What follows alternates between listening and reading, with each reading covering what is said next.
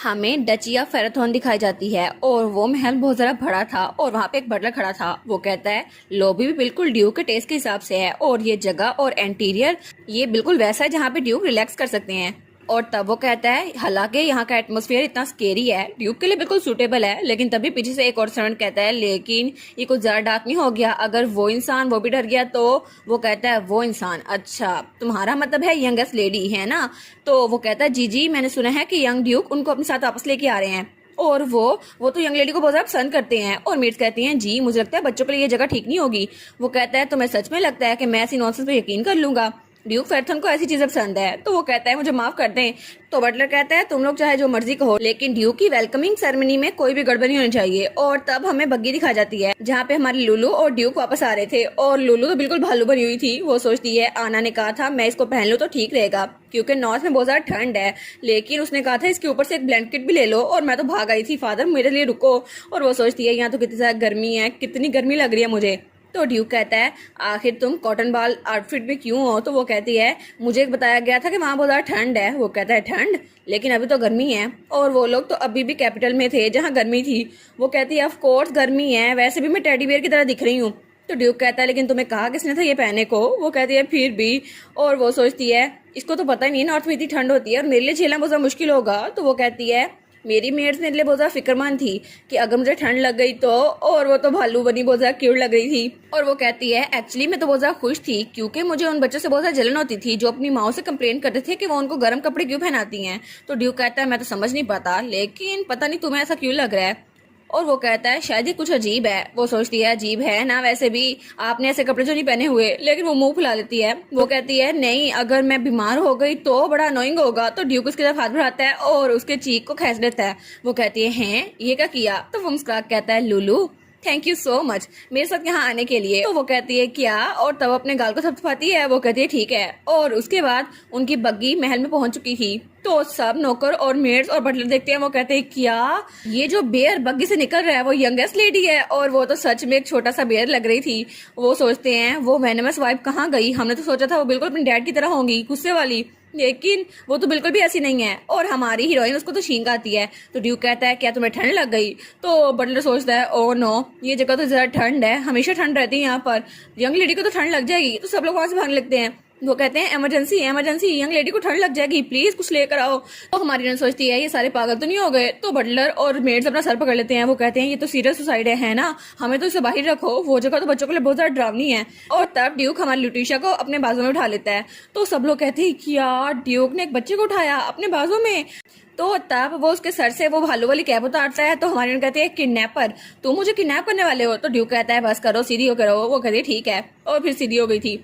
तो ड्यूक उसको उठा के अंदर महल में लेके आया था। वो कहता है लुलू अगर दूसरे लोग तुम्हें उठाए तो तुम्हें मना करना होगा, ठीक है? सिर्फ मैं तुम्हें ऐसे उठा सकता हूँ। तो सब लोग कहते हैं क्या ड्यूक क्या कह रहे हैं? और सब लोग कहते हैं हमारे मास्टर बदल गए हैं। और उन सबके मुंह खुले थे। तभी वहां पर कोई आता कहता है तो आप वापस आ गए सर। और तब वहां पर दो लड़के खड़े हुए थे। तो हमारी हीरोइन कहती है ये लोग कौन है? तो उसका डैड कहता है लुलू ये तुम्हारे भाई है। वो कहती है वाओ। और वो तो उनको स्कैन करने लग गई थी। सबसे पहले था एरिस फेराथन जो कि दूसरा बेटा था और उसकी ब्यूटी तो टॉप नॉच थी, वो तो अपने डैड की तरह ही था। और तीसरे नंबर पे था एक्जियोन फेराथन, वो तीसरा बेटा था और उसकी ब्यूटी भी बहुत ज्यादा थी। और दोनों की आंखें अपने डैड की तरह रेड और बाल ब्लैक थे। वो सोचती है मुझे माफ कर देना, मुझे लगा था दुनिया में कोई होप नहीं बची, लेकिन मेरे भाई तो कितने ज्यादा हैंडसम है। तो तब ड्यूक उसको नीचे उतारता है और कहता है अपने आप को इंट्रोड्यूस करवाओ लुलू। तो वो कहती है मुझे इन पे अच्छा इंप्रेशन डालना होगा। तो वो स्माइल करके कहती है हेलो मेरा नाम है लुटिशा। तो तब उसका तीसरा भाई कहता है अच्छा तो तुम? तो वो सोचती है ना ये मुझे जानता है ना, मैं तुम्हारी इनोसेंट सिस्टर हूँ, मैं इनोसेंट बनूंगी। तो वो स्माइल करके उसको देखती है। तो उसका भाई कहता है तुम तो वही वीकलिंग हो ना जो बहुत ज्यादा कमजोर है। और तब वो कहती है इसकी ब्यूटी तो बहुत ज्यादा है लेकिन इसकी पर्सनैलिटी तो बिल्कुल घटिया है और वो तो पत्थर की बन गई थी। वो कहती है आखिर अपनी बहन से ऐसा कौन कहता है? तो ड्यूक कहता है एक्जियोन। वो कहता है ठीक है इंट्रोडक्शन बस बहुत हो गया, मैं जा रहा हूँ यहाँ से। और वहां से निकल जाता है। और फिर वो जाते हुए मुड़ के देखता है और कहता है लेकिन तुम्हें केयरफुल रहना होगा क्योंकि वीक जल्दी मर जाते हैं। तो हमारी कहती है क्या? और वो तो बहुत ज्यादा डर गई थी। वो कहती है उसकी ब्यूटी तो बहुत ज्यादा है, पर्सनैलिटी बिल्कुल भी नहीं है और उसका डर तो बहुत ही ज्यादा है। वो कहती है मैंने इसको इतने सारा पॉइंट्स दिए थे ना, उसमें से 10 पॉइंट्स खा लेती हूँ, ये मुझे बहुत ज्यादा डरा रहा है। तभी उसका दूसरे नंबर वाला भाई वहां पर आता है। वो कहता है लुटिशिया। वो कहती है हाँ। वो कहता है तुमने बहुत लंबा सफर किया है ना, तुम थक गई होगी। वो कहती है नहीं नहीं मैं थकी नहीं हूँ। तो वो कहता है मैं एरिस हूँ, तुम्हारा दूसरा बड़ा भाई। तो वो कहती है अच्छा। तो वो कहता है तुम्हारे हाथ बहुत ज्यादा ठंडे हैं, यहाँ पर बहुत ज्यादा ठंड है ना, मेंशन बहुत ज्यादा ठंडा है। वो कहती है नहीं नहीं मैंने गर्म कपड़े पहन रखे हैं। तो वो कहता है लेकिन तुम्हारे हाथ तो जम रहे हैं। और जब उसको देखती है तो वो कहता है मेरी प्यारी बहन तुम्हें ठंड नहीं लगनी चाहिए। और वो था एरिस फेराथन, और उसकी ब्यूटी बहुत ज्यादा थी, पर्सनैलिटी तो बहुत ज्यादा थी, और वो अपनी बहन के लिए बिल्कुल पागल था। और तब उसमें से लाइट निकल रही थी। वो कहती है वाह इसमें तो एंजल वाली लाइट निकल रही है, कहीं ये एंजल तो नहीं, और थैंक यू डेविल मुझे इतना प्यारा भाई देने के लिए। तो डेविल कहता है हैं सच में। और तब हमारी हीरोइन हमें बताती है डची ऑफ फेराथन तो बहुत ज्यादा कोल्ड जगह है, और एक 4 साल की बच्ची के लिए इस जगह पे रहना बहुत ज्यादा मुश्किल है।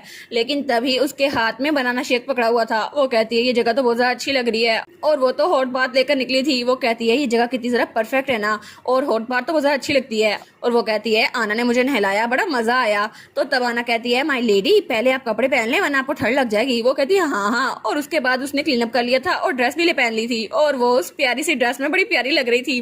वो कहती है अब मैं जाके अपने भाइयों से मिलती हूँ। और तब वो ड्राइंग रूम का दरवाजा खोलती है। वो कहती है हेलो। तो उसके भाई वहीं पे बैठे हुए थे। तो उसका सेकंड ब्रदर कहता है लुटिशिया तुम आ गई, आ जाओ यहाँ पर आके बैठो। तो वो कहती है वाह मेरा भाई एरिस उसने मुझे ग्रेट किया, ये कितना प्यारा है ना। तो तब वो जल्दी जल्दी चल के वहां आ रही होती है। तो उसका भाई सीट पीछे करता है, उसको बैठने में हेल्प करता है। तो तब वो वहां पे बैठ जाती है। तो उसका 3 नंबर वाला भाई कहता है तुम तो बहुत ज्यादा अनोइंग हो। और वो कहता है क्या कल का इंट्रोडक्शन काफी नहीं था, तुम फिर मुंह उठा के आ गई हो, और वैसे भी तुम्हें हमारे पास ही क्यों आना था, महल में और जगह कम है। तो वो सोचती है मेरा तीसरा भाई एक्सोन ये तो बहुत ही ज्यादा गंदा है, ये तो मुझे दुश्मन समझता है।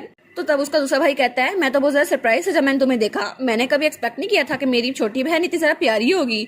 तो वो उसकी तरफ देखती है और उसके पीछे से रोशनी निकल रही थी। वो कहती है वाह ये कितना प्यारा है ना। तो तब वो कहता है ठीक है हम लोग अच्छे से रहेंगे मिलजुल कर। तो वो सोचती है ये तो पूरा एंजल है ना, और वो तो इसको एंजल के तौर पे इमेजिन भी करती है। वो कहती है इसके ब्लैक हेयर और रेड आईज हैं, और इसकी आंखें तो चमक रही हैं, और इसकी पर्सनैलिटी भी कितनी काइंड है ना, ये जरूर एंजल होगा है ना, ये एंजल ही होगा। तो उसका 3 नंबर वाला भाई वो तो बहुत ज्यादा जली जा रहा था। वो कहता है बस कर दो, तुम लोगों ने कुछ अजीब तो नहीं खा लिया, आखिर ये बातें क्यों कर जा रहे हो, और वैसे भी ये छोटी सी कमजोर लड़की हमारी बहन है, लेकिन फिर भी कितनी कमजोर है ना। तो हमारी सोचती है तुम अपने भाई से बात करो, थोड़ा तमीज से बात करो। लेकिन उसका 2 नंबर वाला भाई कहता है नहीं नहीं ये तो बहुत ज्यादा क्यूट है। वो कहता है तुम्हारी आंखों के साथ जरूर कोई मसला होगा। तो एरिस कहता है नहीं नहीं तुम्हें अपनी बहन के साथ अच्छे ताल्लुक रखनी चाहिए, वैसे भी वो तुम्हारी छोटी बहन है। तो हमारी सोचती है ये तो पूरा एंजल है ना, लेकिन मेरा तीसरा भाई तो बहुत ज्यादा रूड है, वो कितना जरा अजीब लगता है ना। तो वो उसको कहता है आखिर तुम घूर क्या रही हो। तो वो उसकी तरफ देखती है तो वो भी बहुत ज्यादा हैंडसम था। तो वो कहता है देखो सही तुम्हारे एक्सप्रेशन, मुझे देखी क्यों जा रही हो। वो कहती है मैं तो भूल ही गई थी कि इसका हैंडसम वेस कितना ज्यादा प्यारा है, लेकिन वो कहती है मैं हेल्प नहीं कर सकती, तुम तो कुछ ज्यादा हैंडसम हो, बस ये ह्यूमन इंस्टिंक्ट थी। वो कहता है क्या। तो वो कहती है मेरे मुंह से निकल गया, लेकिन इसको कहना चाहिएगा, अब ये इतराता फिरेगा। तो तब उसका दूसरा भाई कहता है लुटिशिया। तो वो कहती है हाँ।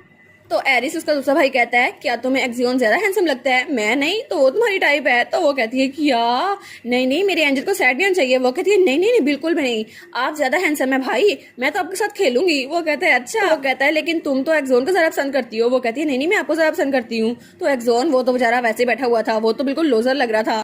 वो कहता है तुम लोग को जो भी बकवास करनी है करते रहो। तो तब वो दोनों उसकी तरफ देखते हैं। तो हमारी कहती है क्या हुआ।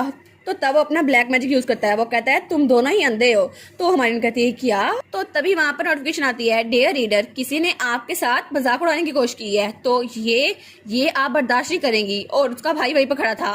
वहां पे नोटिफिकेशन थी ये अनएक्सेप्टेबल है, वैसे भी एंशिएंट टाइम से किसी कंट्री पे रूल करने से पहले अपनी फैमिली पे रूल करना पड़ता है। तो हमारी सोचती है फैमिली पे रूल, मैंने तो कंट्री पे रूल करना है, ये तो मुझे क्या करना है। तो तभी वहां पे नोटिफिकेशन आई थी पनिश करो उसको, पनिश करो उस फुलिश इंसान को, और उसको बताओ कि ड्यूक तुम्हें कितना ज्यादा पसंद करते हैं, और एक्सोन उसको फैमिली के मेंबर के तौर पे रिकॉग्नाइज करना ही होगा तुम्हें, और इसकी वजह से तुम्हारा इन्फ्लुएंस बढ़ जाएगा और तुम्हें 3000 कैची भी मिलेगी। वो कहती है एक और क्वेस्ट आखिर क्यों आनी थी यहाँ पर। तो उसका भाई वहां अंधेरे में खड़ा था, उसने तो ब्लैक मैजिक यूज किया था और हर तरफ अंधेरा अंधेरा था। वो सोचती है अच्छा होता है एक्सोन और मैं अच्छे से रहते, लेकिन आखिर वो शख्स मुझसे नफरत क्यों करता है, लेकिन फिर भी मैं अपनी फैमिली के साथ ऐसे तो नहीं रह सकती। तो तभी वहां पर नोटिफिकेशन आई थी क्वेस्ट रिफ्यूजल पेनल्टी, अगर आपने इस क्वेस्ट से मना किया तो आपकी मौत हो जाएगी। वो कहती है क्या मौत हो जाएगी। तो वो सर नीचे कर लेती है। तो उसका भाई कहता है लुलू क्या हुआ। वो कहती है नहीं नहीं मेरी आंखों में कोई चीज चली गई थी। तो तब उसका दूसरा भाई एरिस कहता है एक्सियोन लुलू से अपनी माफी मांगो, वो रो रही है। वो कहता है अच्छा वो रो रही है क्योंकि वो कमजोर है इसीलिए, कितनी कमजोर है ना ये। तभी हमारी कहती है नहीं बिल्कुल भी नहीं। तो तब उसकी तरफ देख कहती है मैं बहुत ज्यादा स्ट्रॉन्ग हूँ, और तब वो दिल में इरादा करती है मैं तो तुम्हें अटैक करके ही रहूंगी। तो वो कहता है अच्छा तुम कमजोर नहीं हो तो क्या तुम इसको ले सकती हो। और तभी वो हमारी हीरोइन पे हमला करता है और वो तो बड़े गुस्से से हमारी हीरोइन की तरफ देखता है और वो कहता है तुम तो इस घर में कदम नहीं रख सकती, तुम्हारे पास तो मैजिक भी नहीं है। लेकिन तभी वो मैजिक वो हमारी हीरोइन की तरफ बढ़ने लगता है तो उसका दूसरे नंबर वाला भाई उसको अपने हाथ से पकड़ लेता है। तो वो कहता है तुम्हारी हिम्मत कैसे हुई हमारी बहन पे हमला करने की। और वो तो बड़ा गुस्से में आ गया था। वो कहता है हमारी छोटी बहन यहाँ हमसे मिलने आई है और तुम उस पर हमला किए जा रहे हो। तो हमारी कहती है क्या मेरा एंजल वो भी इतना सारा ड्राउन है। तब उसका तीसरे नंबर वाला भाई एक्सोन कहता है तुमसे लड़ने में तो बहुत मजा आएगा, तो तुम आखिर लड़ाई क्यों नहीं करते। वो कहता है तुम सच में मेरे सामने ये करना चाहते हो। तो हमारी सोचती है हाँ ये तो बहुत ज्यादा रूड था, लेकिन अच्छा हुआ उससे ज्यादा बदतमीजी नहीं की। तो उसका तीसरे नंबर वाला भाई कहता है ठीक है तो मुझे चीजें ऑर्डर में रखनी पड़ेगी। तो वो कहती है क्या ये लड़ने वाले हैं। तो तब उसका दूसरे नंबर वाला भाई भी खड़ा हो गया था और वो भी लड़ाई के लिए तैयार था और उसके तीसरे नंबर वाला भाई वो भी तैयार हो गया था लड़ाई के लिए। और तब वो दोनों एक दूसरे की तरफ घूर के देखते हैं। तो हमारी सोचती है क्या कुछ होने वाला है। अगर यहाँ पे खून बहा तो फिर मैं तो दरमियान में वैसे ही फंस जाऊंगी। वो दोनों तो बिल्कुल भेज की तरह है और मैं तो लिटिल श्रिम्प हूँ, यहाँ तो बड़ा मसला हो जाएगा। और वो कहती है नहीं ऐसा नहीं चाहिए, मैं ऐसा नहीं होने दूंगी, लेकिन मुझे कुछ तो तरीका यूज करना होगा, मेरे पास और कोई चॉइस नहीं है। तो वो चिल्ला कहती है सॉरी ये सारी मेरी गलती थी, क्योंकि मैं तो बहुत ज्यादा प्यारी हूँ ना, लेकिन दोबारा मैं कभी ऐसा नहीं करूंगी। और वो तो बड़ी क्यूट हरकत कर रही थी। वो कहती है लुलू तो बहुत ज्यादा क्यूट है, इसलिए मेरी वजह से बिल्कुल न लड़ो। तो उसके दोनों भाई जो अपना डार्क मैजिक यूज करने लगे थे वो दोनों उसकी तरफ देखते हैं। वो कहते हैं क्या। तो हमारी उन कहती है क्या ये काम कर गया। वो उनसे कहती है मैं तुम दोनों को बहुत ज्यादा पसंद करती हूँ, तो प्लीज। वो अपनी उंगली उठा कहती है लुलू चाहती है कि तुम लोग उसके लिए लड़ना बंद करो, क्योंकि मैं बहुत ज्यादा क्यूट हूँ ना और आगे से मैं थोड़ी क्यूट होंगी। तो वो उनको स्माइल करके आंख मारती है। तो वो तो लाइमलाइट में थी और उसके दोनों भाई वहां पर हैरान खड़े थे। वो कहते हैं क्या ये आखिर करके रही है। और तभी वहां कमरे से ब्लैक और खत्म होता है और वहां से फिर लाइटिंग हो गई थी। तो उसका तीसरे नंबर वाला भाई कहता है आखिर ये किस तरह की हरकत थी, इसने तो ये क्यूटनेस वाला ड्रामा करके मेरी लड़ाई की ताकत ही खत्म कर दी, अब तो मेरा दिल भी नहीं कर रहा लड़ने को। तो हमारे सोचती है चलो तरीका तो काम कर गया ना, अब ये दोनों लड़ने तो नहीं वाले ना। हमें हमारी छोटी सी लुटीशिया का कमरा दिखाया जाता है जहां वो आराम से बेड पे बैठी हुई थी। वो सोचती है मैंने किसी ना किसी तरह डेंजर को खत्म तो कर दिया, लेकिन मैं ऐसे छोड़ नहीं सकती इसको, क्योंकि ये मामला मेरी जिंदगी और मौत का है और अगर मैंने ये काम ना किया, क्वेस्ट पूरी ना की, तो पेनल्टी डेथ होगी। लेकिन आखिर मैं हूँ कौन। हाँ मैं एक फैन हूँ जिसने बहुत ज्यादा नॉवेल्स पढ़ रखे हैं, इसलिए मुझे पता है कि मुझे अपने भाई को कैसे कायल करना है। और वो कहती है मेरे पास अब पैसे ना हुए तो मैं तो फीमेल लीड की एबिलिटी को बोरो कर ही नहीं सकती, तो मेरी पावर भी किसी काम के नहीं। और इस वक्त मेरे पास सिर्फ एक एबिलिटी है, वो है कि मैं किसी का भी माइंड रीड कर सकती हूँ। ठीक है मैं उसी को यूज करूंगी। और फिर वो कहती है सारे नॉवेल्स की फीमेल लीड्स मैं तुम लोग के लेसन्स को हमेशा याद रखूंगी, ठीक है तो तुम लोग मेरी हेल्प करना। और उसके बाद हमें हालवे का सीन दिखा रहता है जहाँ से कोई गुजर रहा था और तभी उसके पीछे छोटे से कदम थे जो कि हमारी हीरोइन के थे। और तब वो था एक्जियोन, उसका तीसरे नंबर वाला भाई। तो तब वो भी उसके पीछे आ रही थी और तब वो वहां पर उत्तर कहता है आखिर तुम मेरा पीछा क्यों कर रही हो और तुम्हारे शू से जो आवाज आ रही है पीप पीप की ये क्या है। वो कहती है क्योंकि मैं तो आपके साथ खेलना चाहती थी भाई। और फिर वो स्माइल करके कहती है और फादर ने कहा था कि मैं ये शूज पहनूं इसलिए इनसी की आवाज आ रही है। वो कहता है क्या फादर ने कहा था, सच में फादर ऐसा कह सकते हैं। और तब वो हंसते हुए कहता है ओए अब तुम्हें कौन बचाएगा, अब तो एरिस भी नहीं है यहाँ पे तुम्हें प्रोटेक्ट करने के लिए, और अब क्या सच में तुम मेरे साथ खेलना चाहती हो। और तब वो अपना ब्लैक ऑरा यूज करता है और वो कहता है तुम्हारी बॉडी तो बहुत ज्यादा वीक है। तो हमारी कहती है क्या। और तब वो अपना ब्लैक ऑरा यूज करता है और कहता है क्या सच में तुम इस मैजिक एनर्जी को अपने साथ ले सकती हो, क्या तुम इसे कंट्रोल कर सकती हो। तो तब वो डर गई थी। तभी नोटिफिकेशन आता है जियोन तो अपने आप को एंजॉय कर रहा है, वो सोच रहा है कि आपका रिएक्शन कैसा होगा, वो सिर्फ आपका रिएक्शन देखने का इंतजार कर रहा है। तो तब एक्जियोन वहां पर देखता है, वो कहता है क्या, और तब अपना ब्लैक ऑरेंज पीछे कर लेता है। तो हमारी हीरोइन वहीं पे खड़ी थी और उसने अपने मुंह पे हाथ रखा हुआ था। वो कहता है अब इसको क्या हुआ। और तभी नोटिफिकेशन आई थी एक्जियोन तो बहुत ज्यादा इंपेशेंट हो रहा है, वो सोचना चाहता है कि आपका रिएक्शन कैसा होगा। तो हमारी हीरोइन स्माइल करके कहती है क्या तुम मेरे साथ खेलना चाहते हो, तुम चाहते हो हम हाइड एंड सीक खेले, तुमने इसलिए अपना ब्लैक ऑरा यूज किया था। वो कहता है क्या मैं तुम्हें डरा रहा था, खेलना नहीं चाहता तुम्हारे साथ, और वैसे भी क्या तुम मेरा मजाक उड़ाने की कोशिश कर रही हो, तुम डरी नहीं। वो कहती है नहीं मैं डरी नहीं।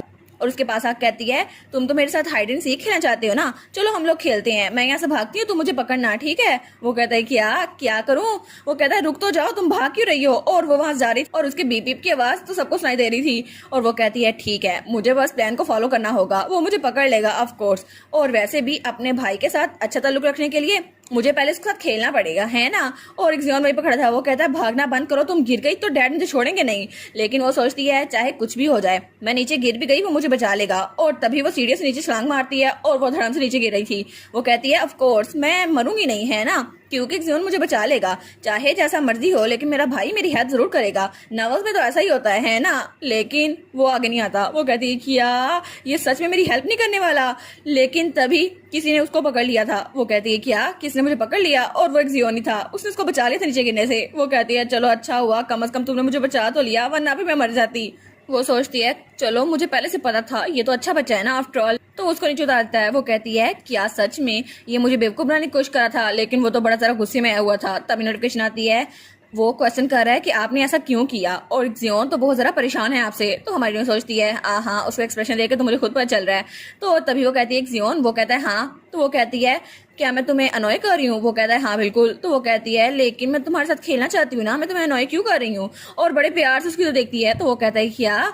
अभी उसे कुछ कहने लगता है तभी आवाज आती है लुलू। वो कहता है अब किसकी आवाज है? और जब वो दोनों पीछे देखते हैं तो वहां पर उसका डैड खड़ा था। वो मुस्कुराते हुए देखता है। वो कहती है फादर। तो वो भाग के उसके पास आती है। वो सोचता है पता नहीं मैंने कितनी बार सबको देखा है, लेकिन अभी भी ये बाप बेटी का प्यार मुझे हजम नहीं हो रहा।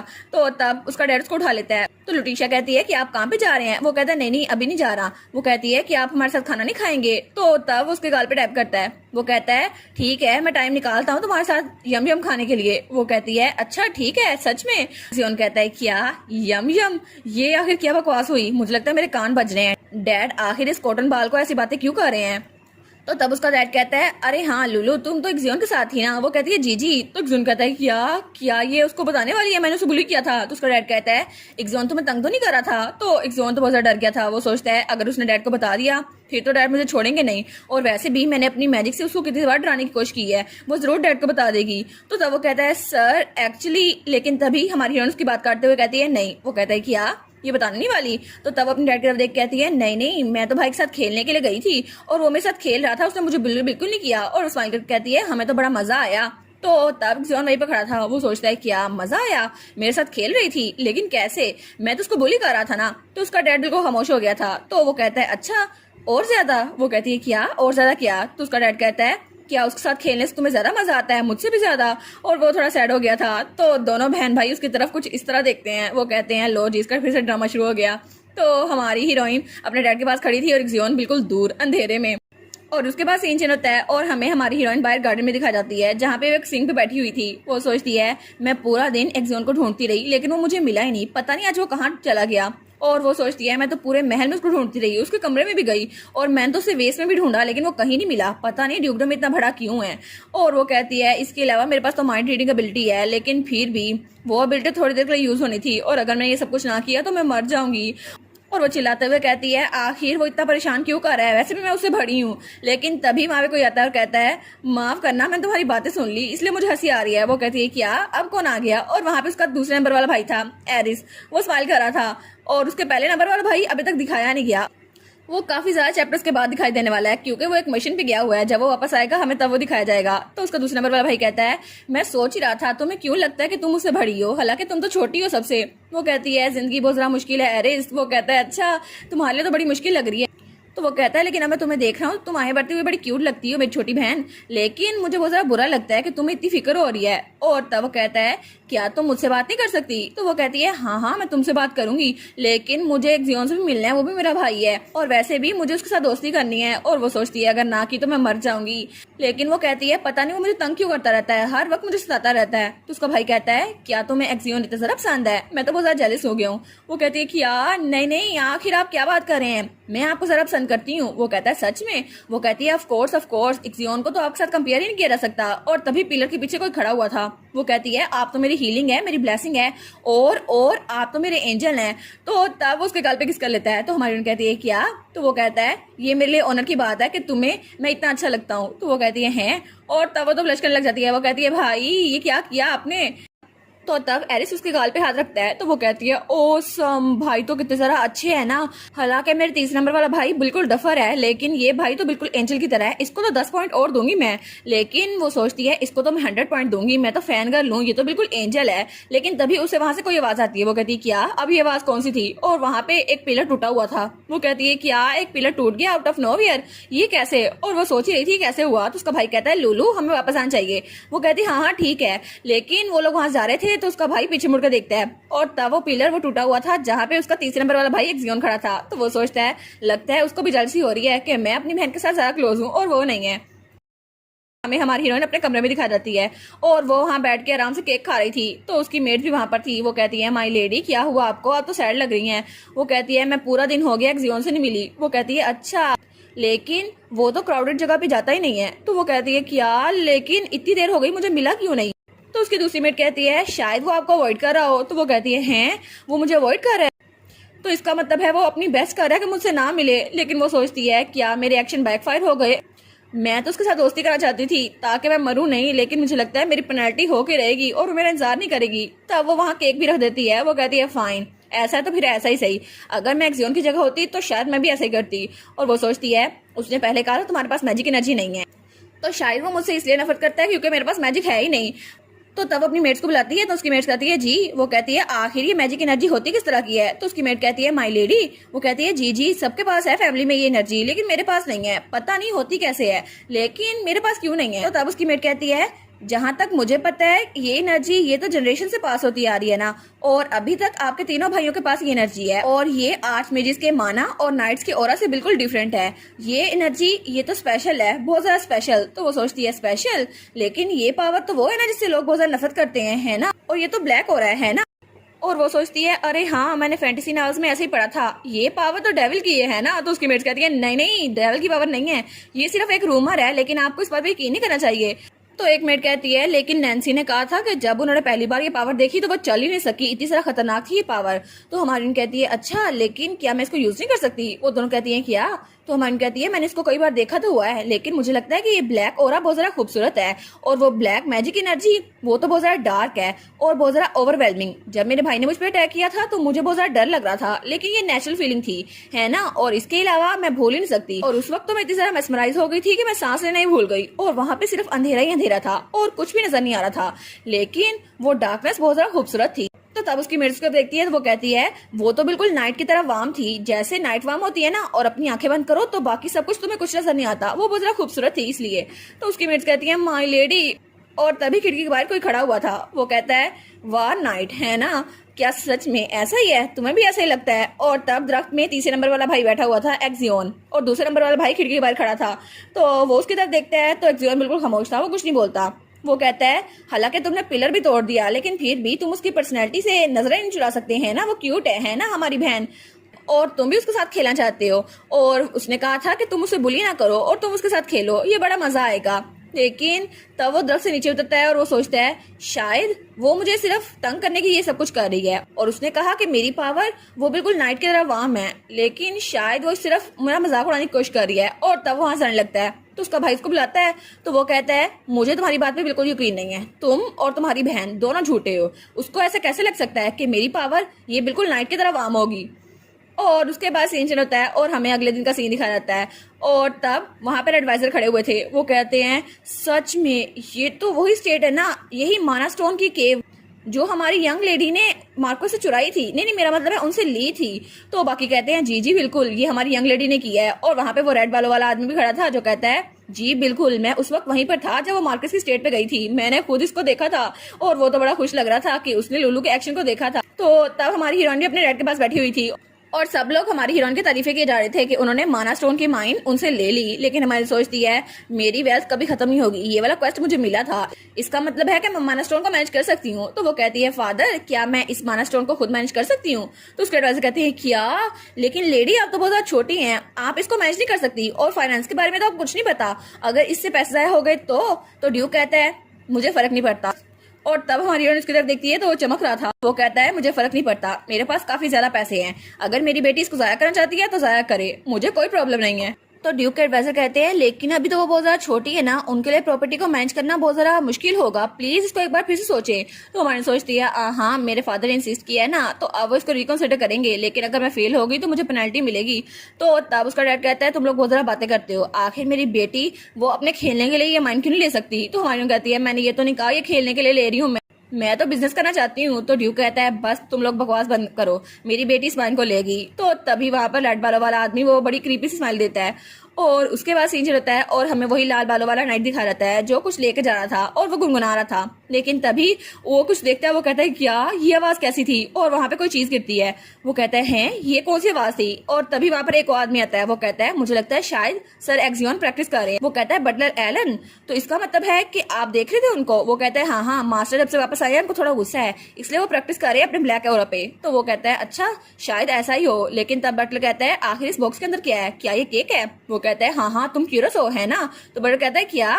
वो कहता है ये केक तो मैंने स्पेशली यंग लेडी के लिए प्रिपेयर करवाया है, देखो ना कितना प्यारा है, वो तो खुश हो जाएगी। और जब वो इस केक को देखेगी ना उनके एक्सप्रेशन तो बहुत ज्यादा अच्छे हो गए, लेकिन मैं तो उनके एक्सप्रेशन देखने के लिए बहुत ज्यादा एक्साइटेड हूँ। तो बटलर कहता है अच्छा लेकिन तुम्हें इतनी खुशी क्यों हो रही है, तुम इतनी एक्साइटेड क्यों हो गए हो। और तब सीन चेंज होता है और हमें एक्सियन दिखाया जाता है जो वहाँ पे ट्रेनिंग कर रहा था। तो साथ ही उसका टीचर खड़ा हुआ था। वो सोचता है डिस्ट्रक्टिव मैजिक, ये तो ये करने में बहुत ज्यादा वायलेंट हो गए हैं, हालांकि इनको ये करने की जरूरत नहीं है। तो तब उसका टीचर कहता है लेकिन आप अपनी एनर्जी को कंट्रोल करने के बारे में क्यों सीख रहे हैं, क्या ये यंग लेडी के बारे में है। तो उसका भाई घूर के अपनी टीचर की तरफ देखता है तो उसका टीचर बहुत ज्यादा डर जाता है। वो सोचता है क्या क्या अब ये मुझ पर हमला करेगा। तो तब एक्सियन कहता है बस कर दो, नॉनसेंस करना बंद कर दो। और वो सोचता है फियर ऑफ डार्क एनर्जी, ये तो ऑब्वियस है, हर कोई से डरता है, हालांकि मेरा टीचर भी, ये नेचुरल है। लेकिन मेरी बहन ने कहा था वो इससे डरती नहीं है, और उसने कहा था वो मैजिक बिल्कुल नाइट की तरह है, और तब वो वहां जा रहा था। वो सोचता है वो तो बिल्कुल झूठी है, मैं अपनी आंखें बंद करूं और रेस्ट करूं और मुझे बिल्कुल नाइट की तरह फील होगा। लेकिन उसने ये सब कुछ झूठ कहा था, वो भी चीज से डरती है। और वैसे भी शायद वो मुझे फ्लैटर करना चाहती हो क्योंकि मैं बहुत ज्यादा पावरफुल हूँ ना इसीलिए, और उसे दोस्ती कर लूं। लेकिन ऐसा कुछ नहीं होने वाला। लेकिन तभी वो वहां से अपनी बहन के कमरे में जाता है तो वहां पे कोई भी नहीं था। वो कहता है आखिर मैं इतना अपसेट क्यों हो रहा हूँ। और तब उसे हमारी लुलू नजर आती है जो वहां पे बड़ा ज्यादा खुश थी, लेकिन तभी वो वहां से गायब हो रही थी। वो सोचता है शायद मैं एरिस का मुकाबला नहीं कर पाता, एरिस तो अपनी बहन के साथ ज्यादा अच्छा है ना, लेकिन मैं उसके साथ इतने अच्छे से नहीं खेल पाता। और वो सोचता है फुट स्टेप, ये अनोइंग फुट स्टेप मैं हमेशा सुनता रहता हूँ, लेकिन आज मेरी बहन यहाँ पर है क्यों नहीं। और तब वहां पर देखता है तो वहां पे कोई भी नहीं था। वो कहता है क्या वो यहाँ पर नहीं है, सच में नहीं है, लेकिन क्यों। तभी उसे किसी भड़े के पाँव के निशान नजर आते हैं और वहां पे लुलू का जूता पड़ा हुआ था। वो कहता है क्या वो तो बहुत ज्यादा कमजोर इंसान है, तो इसका मतलब है वो कुछ कर नहीं सकती। और जैसा मैं सोच रहा हूँ क्या ये ऐसा ही तो नहीं, कहीं लुलू वो किडनैप तो नहीं हो गई। और तब वो कहता है ठीक है मुझे उसे ढूंढना ही होगा। और तब वो कहता है मुझे उसे ढूंढना ही होगा, कुछ भी करके ढूंढना ही होगा। और अपना ब्लैक ओरा यूज करता है और हर कहीं वो उसको ढूंढ रहा था, लेकिन वो उसको कहीं नहीं मिल रही थी। और दूसरी तरफ लुलू, उसको तो किसी ने सच में किडनैप कर लिया था और वो तो बहुत ज्यादा रो रही थी। लेकिन तभी उसका भाई उसको ढूंढ लेता है। वो कहता है मैंने तुम्हें ढूंढ लिया। तो तब वो अपना ब्लैक ओरा यूज करता है, तो जिससे उसको किडनैप किया था वो दोनों कहते हैं क्या अभी ये क्या हुआ। और वहां पे एक जियोन बहुत ज्यादा गुस्से में खड़ा हुआ था। वो कहता है आखिर तुम जैसे इंसेक्ट यहाँ पर आ कैसे गए, और तुम लोग की हिम्मत कैसे हुई लुटेशिया को किडनैप करने की। और तब अपना ब्लैक ओरा बहुत ज्यादा यूज करता है और उसके एक साथी को चोट लगती है। तो वो कहता है क्या क्या मैं भी मरने वाला हूँ। तो तब एक्सियन बहुत ज्यादा गुस्से में आ गया था और अपनी पावर को ज्यादा यूज करता है और बहुत ज्यादा घूर के उनकी तरफ देखता है। वो कहता है तुम भी मर जाओ। और तब हमारी हीरोइन के इर्द गिर्द खून ही खून था और वहां पे वो सिर्फ अकेली थी और वो बहुत ज्यादा कांप रही थी। तो वो उसको देखता है और वो थोड़ा परेशान हो जाता है। वो सोचता है उसने कहा था उसे डर नहीं लगेगा, लेकिन मैजिक नाइट की तरह है, वो बिल्कुल झूठ बोल रही थी, उसे अभी भी डर लग रहा है। और उसने कहा था वो मेरे साथ रहना चाहती है, लेकिन वो सब सिर्फ झूठ था। अब तो वो भी मुझसे डर रही है, अब वो दोबारा कभी भी मुझसे बात नहीं करेगी। और तब वो लुटीचे को देखता है जो वहीं जमीन पे बैठी हुई थी। वो सोचता है वो सिर्फ एक झूठ था है ना, उसने कहा था उसे डर नहीं लगता और मुझे लगा था शायद वो मेरी पावर को समझती है और उसने स्माइल के साथ ये सब कुछ कहा था। लेकिन तभी लुटीशिया उसकी तरफ हाथ बढ़ाती है और उसके कपड़ों पे और उसके हाथ में खून लगा हुआ था। तो तब वो उसको देखता है और वो कांप रही थी। वो कहती है थैंक यू सो मच मेरी जान बचाने के लिए। तो तब वो बहुत जरा घूर के उसको देखता है। वो सोचता है इस सिचुएशन में भी मुझे लगता है ये बिल्कुल फ्रॉड है, अभी भी ये झूठ बोल रही है। तो वो सोचता है क्या मैं इसको मार डालूं। तो तब उसे कहता है क्या ये स्केरी है। वो उसकी तरफ देखती है और वो कहती है हाँ ये बहुत ज्यादा स्केरी था। और वो रोते हुए कहती है ये तो बहुत ज्यादा डरावना था और तुम तो बहुत ज्यादा बुरे हो, तुम पहले क्यों नहीं आए, मैं बहुत ज्यादा डर गई थी। और तब उसने उसको गले लगा लिया था। वो कहती है क्यों तुम पहले क्यों नहीं आए। तो तब वो सोचता है शायद वो मुझ पर डिपेंड हो रही है अपने भाई पे है ना। तो तब वो भी नीचे होकर बैठ जाता है। वो कहता है ये सच है कि वो चाहती थी मैं उसकी हेल्प के लिए आऊँ और मैं उसकी हेल्प के लिए आया हूँ। तो तब उसको जोर से गले लगा लेती है। वो कहता है क्या, वो कहती है कितना वार्म है ना, और ज्यादा हिचकियों से रो रही थी। और तब वो भी अपना हाथ बढ़ाता है और वो सोचता है अगर ये और रोती रही तो मुझे लगता है मेरा सारा गुस्सा इसके आंसुओं के साथ बह जाएगा। और तब वो भी उसको अच्छे से गले लगा लेता है। तो वो सोचता है ठीक है, हालांकि मैं तुम्हें शुरू से पसंद नहीं करता और तुम बहुत ज्यादा कमजोर हो, लेकिन फिर भी तुम्हारे बड़े भाई होने के नाते मैं तुम्हें प्रोटेक्ट करूंगा। हमें फेराथन डची के सारे सर्वेंट्स और मेड्स दिखाई जाती हैं जो बहुत ज्यादा परेशान हो गए थे और इस बात का सबको इल्म था कि फेराथन फैमिली में सबके पास एक्स्ट्रा ऑर्डिनरी पावर्स हैं और इसलिए उन लोगों को किडनैपिंग से प्रोटेक्ट करने की जरूरत नहीं थी। लेकिन ये बात उसके तीनों भाइयों के लिए ठीक थी और सबको लगता था ये बात लुटेशिया के लिए भी ठीक है, लेकिन ये ऐसा नहीं था। और जब सबको पता चला था कि किडनैपिंग हुई है डची में तो सब लोग कहते हैं इम्पॉसिबल, ऐसा हो ही नहीं सकता। तो सब कहते हैं सबसे पहले हमें ये पता करना होगा कि इस सब के पीछे था कौन, ये करने की कोशिश किसने की है। तो ड्यूक कहता है अच्छा तो तुम लोग को कहने का मतलब है कि मेरी बेटी मेरे अपने घर से किडनैप होने वाली थी और तुम लोग कुछ कर नहीं पाए और तुम लोगों ने किसी ने भी उसको बचाने की कोशिश नहीं की। और वो बहुत ज्यादा गुस्से उनकी तरफ देखते हैं। तो वहां पर सब लोग खामोश थे। तो तब एरिस कहता है हिज एक्सलेंसी ने ऑर्डर दिया था कि मेरी बहन को सेफ रखना है, लेकिन तुम लोग ये करने में नाकाम हो गए। तुम लोगों ने मेरी बहन को खतरे में डाला। आखिर तुम लोग इसके बारे में क्या कहना चाहोगे। तो उनमें से कहता है आप बिल्कुल ठीक कह रहे हैं, लेकिन अभी भी देर नहीं हुई, हम कल्प्रिट को पकड़ सकते हैं। तो दूसरा कहता है जी हमें किडनैपर को आइडेंटिफाई करना होगा, ये जरूर डार्क गिल्ड के मेंबर्स का काम होगा ना, ये जरूर एक ऑर्डर होगा, लेकिन अभी तक हमें ये पता नहीं चला कल्प्रिट है कौन, इसके लिए हमें थोड़ी मेहनत करनी पड़ेगी। तभी वहाँ पर कोई आता कहता है आखिर तुम लोग उसको पकड़ क्यों नहीं सकते। तो सब लोग वहाँ पर देखते हैं, वो कहते हैं क्या। और तब ड्यूक और उसका भाई भी वहाँ पर देखते हैं। तो वहाँ पे हमें लुटेशिया थी जिसका हाथ हैंडल तक बड़ी मुश्किल से पहुंच रहा था और वो दरवाजा खोल के वहाँ पर आई थी। तो उसका डैड कहता है लूलू तुम यहाँ पर क्यों हो, तुम्हें तो रेस्ट करना चाहिए ना। वो कहती है मैंने बहुत सारा रेस्ट कर लिया, मैं ठीक हूँ। तो उसका डैड उसको गोद में उठा लेता है। वो कहती है लेकिन फादर ये अर्जेंट मैटर है ना, तो आपको मुझसे पूछना चाहिए था, आपने मुझसे क्यों नहीं पूछा। वो कहता है मैं नहीं चाहता तुम्हारी मेमोरी पे कोई असर पड़े, वैसे भी तुम छोटी सी बच्ची हो। वो कहती है हाँ लेकिन मैं भी एक फेराथन हूँ ना, और इसके अलावा मुझे ये बात पता है कल्प्रिट कौन है। तो वो लोग कहते हैं कि यार सच में। और वहाँ पे नोटिफिकेशन थी बर्डी टेकिंग रिवेंज, आपकी किडनैपिंग बहुत ज्यादा बड़ा मसला है, ये तो बहुत बड़ा क्राइम है, इसलिए उसको पनिशमेंट मिलनी चाहिए और अगर आपने किडनैपर को फाइंड कर लिया तो आपको 5000 कैची टिकट मिलेंगे। तो तब हमारी बहन कहती है किसी ने मुझे बताया था कि इक्सियोन ट्रेनिंग हॉल में है, तो मैं वहीं पर जा रही थी। तो ड्यूक कहता है अच्छा कौन था वो। तो तब वो एक तरफ इशारा करती है, कहती है ये, और वो उसी रेड बर्ड वाले नाइट की तरफ इशारा करी थी। तो वो कहता है क्या।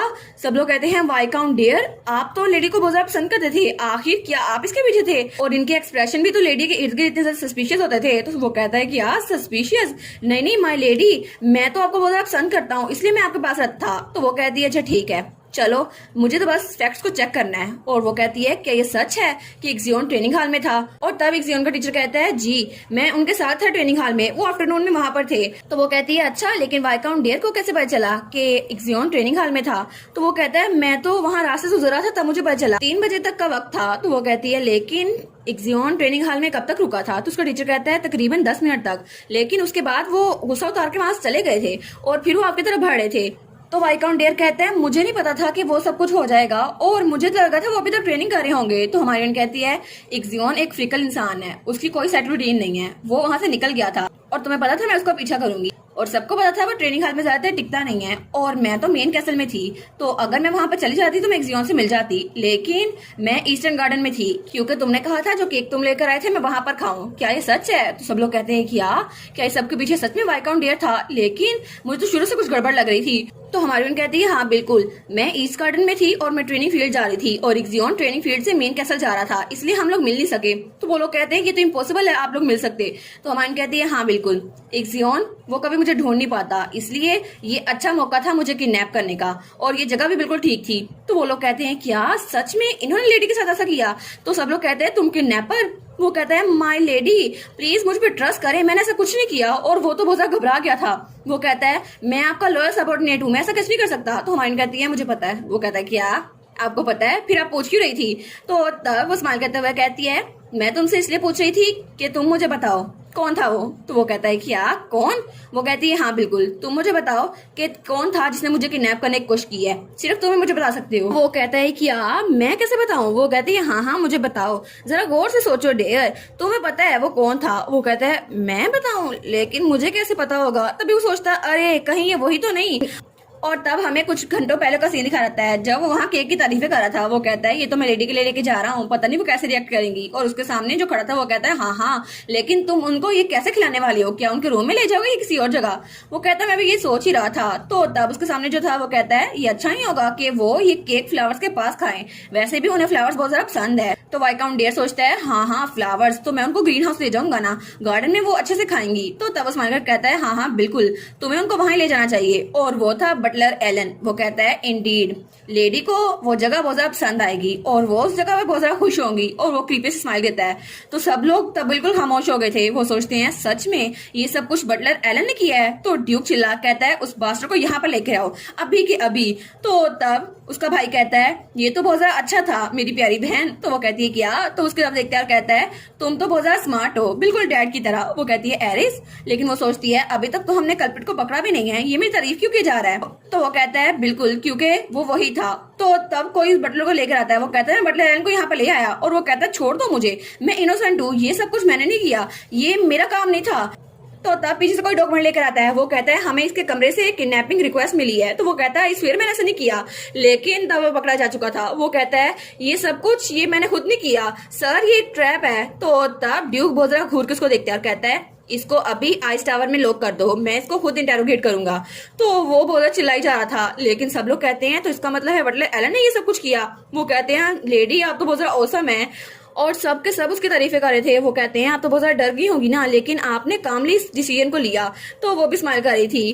तो तभी कोई कहता है आप तो सबसे ज्यादा कूलेस्ट हैं। वो कहती है क्या हैं? अब ये किसकी आवाज थी? तो वहां पर वही लाल बालोवाल वाइकाउंट डेयर था। वो कहता है ये सब कुछ लेडी ने खुद किया, उन्होंने मुझे सस्पेक्ट किया, लेकिन फिर भी उन्होंने डायरेक्टली उसको नहीं पकड़ा, उन्होंने मुझसे सवाल पूछा और फिर सबको पता चल गया कि कल्प्रिट कौन था। और वो तो बहुत खुश लग रहा था, लेकिन सब लोग कहते हैं ये तो स्केरी है, ये फिर से अपने बचपने में चला गया है। तो वो रोते हुए कहता है आपने तो बिल्कुल उलट किया, आपने मुझसे पूछा और आपको पता चल गया कल्प्रिट कौन है। देखा, आप तो बिल्कुल एक एंजल हैं जिसको सब कुछ पता है। तो तब ड्यूक कहता है बस कर दो, ले जाओ इसको यहाँ से, कितना कान खाई जा रहा है। तो उसको वहां से कोई सीट के लेके जा रहा था, लेकिन वो तो वहां से जाते हुए भी हमारी लुलू की तारीफ किया जा रहा था। वो सोचती है वेल वो बिल्कुल भी गलत नहीं था, मेरी स्पेकुलेशन तो डेयर की इंटेलिजेंस पे बेस्ड थी, क्योंकि मुझे तो ये भी नहीं पता था ये सब कुछ किसने किया है। और वाइकाउंट डेयर आखिरी इंसान था जिससे मैं मिली थी। फिर भी किडनैपिंग अगर सक्सेस हो भी जाती तो सब लोग का शक उस पर जाता, तो वो ये नहीं हो सकता था। तो उस पे शक कोई ऐसा इंसान ही कर सकता है जो मेरी अंकल की तरह हो, मार्कस की तरह। और तब वो स्माइल करती है। तो तब ड्यूक कहता है ठीक है, अब हमें कल्प्रिट पता चल गया है, तो अब जो भी सबके लिए रिस्पॉन्सिबल है उन लोग को डेथ की पेनल्टी दी जाएगी। तो वो कहती है क्या सच में आप उनको मारने वाले हैं? तो सब लोग वहां पर थे, वो बहुत ज्यादा डर गए थे। वो कहती है सच में ही उनको मारने वाले हैं? वो कहती है फादर लेकिन ये मेरी गलती थी ना कि मैं अपने कमरे में नहीं थी, आपको मुझ पे ब्लेम करना चाहिए। तो वो कहता है नहीं नहीं, ये नेचुरल है, तुम अपने घर में घूमो फिरो, वैसे भी तुम्हारी सेफ्टी को इंश्योर करने के लिए इसकी जरूरत है, तुम बहुत स्मार्ट हो, लेकिन तुम समझ रही हो ना मेरा मतलब। वो कहती है ये तो बिल्कुल भी काम नहीं करने वाला, फिर मुझे दूसरा तरीका अपनाया होगा। तो वो कहती है क्या आप उनको पनिश कर रहे हैं क्योंकि मैं अपने कमरे में नहीं रुकी थी? और तब वो पपी आइज बनाकर उसको कहती है, वो कहती है ये मेरी गलती थी। तो उसका कैट कहता है नहीं नहीं। तो वो कहती है अगर ऐसा ही है फिर तो हमेशा के लिए मैं अपने रूम में ही रहूंगी क्योंकि ये मेरी गलती है। और वो तो इमेज को इमेजिन भी कर लेती है। तो एरिस कहता है ये इतनी भी बुरी साउंड नहीं कर रही, तुम वहां रह सकती हो। वो कहती है क्या?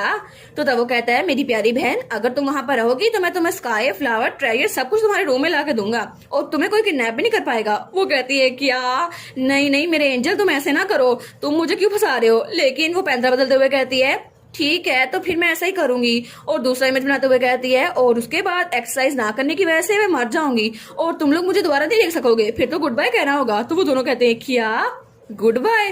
तो ड्यूक कहता है नहीं नहीं, मुझे लगता है कि इसके अलावा भी और तरीके हैं, डेथ इतनी ज्यादा जरूरी नहीं है। तो एरिस कहता है हाँ मुझे भी ऐसा लगता है। तो सब लोग कहते हैं क्या सच में ड्यूक ने हमें छोड़ दिया, पनिशमेंट बात के लिए रख दी? क्या सच में ड्यूक का डिसीजन बदल गया है? तो सब लोग कहते हैं कि ये पॉसिबल भी है और वहाँ के लोग भी बहुत ज्यादा हैरान हो गए थे। तो सब लोग कहते हैं थैंक यू माय लेडी, हम तो आपको बहुत ज्यादा पसंद करते हैं, हम तो बहुत ज्यादा ग्रेटफुल हैं। और तब सब के सब उसको बहुत ज्यादा पसंद कर रहे थे। और तभी उसको नोटिफिकेशन आती है क्वेस्ट बर्डी रिवेंज कंप्लीट हो चुका है, आपको 50,000 कैश विड्रॉ दिया जाता है। वो कहती है ये तो बहुत ज्यादा एम्बेरसमेंट वाली बात है ना, लेकिन फिर भी मेरी क्वेस्ट तो पूरी हुई ना। तभी वहाँ पे नोटिफिकेशन आता है कांग्रेचुलेशन, आपका इन्फ्लुएंस सब पे बढ़ चुका है, आपको 8,000 कैश अप्रूव किया जाता है। वो कहती है कि हाँ कैश मिला है, कोई टिकट नहीं मिली, अब मैं किसी नावल को समझ नहीं कर सकती। तो फिर से नोटिफिकेशन आती है एक सरप्राइज प्रिविलेज आपको दी जाती है, अब आप 20,000 कैश तक विड्रॉ कर सकती हैं। वो कहती है सच में? और तब वो अपने कमरे में पहुंच चुकी थी जहां पे वो अकेली थी। वो कहती है ठीक है मैं अब ट्राई करती हूँ। तो तब वो कहती है स्टेटस विंडो ओपन हो जाओ। तो उसके सामने विंडो ओपन थी, Letitia marathon cash and run grade F आपकी ऑनगोइंग क्वेस्ट है, you must rule your household first. तो वो कहती है कि यार ये अभी तक पूरी नहीं हुई, मतलब अभी तक मेरे भाई ने मुझे एक्सेप्ट नहीं किया फैमिली में, ये तो वो जरा बुरा हुआ। वो इतना भी बुरा नहीं है, लेकिन शायद उसको बुरा लगे अगर वो मुझे अपनी बहन समझ ले, हालांकि उसने मुझे प्रोटेक्ट भी किया था, लेकिन अभी तक वो मुझे अपनी फैमिली क्यों नहीं मान रहा, या फिर मान चुका है लेकिन अभी तक उसको एक्सेप्ट नहीं कर रहा। तो तब वो सोचती है मुझे क्या करना चाहिए, क्या मैं कुछ कैश ना ले लूं। तो तब वहां पे ड्राइंग टिकट थी 3,000 कैश, 5,000 कैश, 20,000 कैश। वो कहती है ठीक है, अब मुझे इक्सियोन के साथ मुकाबला करने के लिए ये तो करनी पड़ेगी ना, मेरा लक किस दिन काम आएगा। वो कहती है ठीक है चलो स्पिन करो इसको। तो तब वो स्पिन हो रही थी और वहां पर 20,000 कैश के दरमियान में उसकी सुई अटक गई थी। वो कहती है क्या सच में ये दरमियान में अटकनी थी, अब भी थोड़ा सा आगे होता तो मुझे 20,000 मिल जाने थे, लेकिन वो भी नहीं मिले।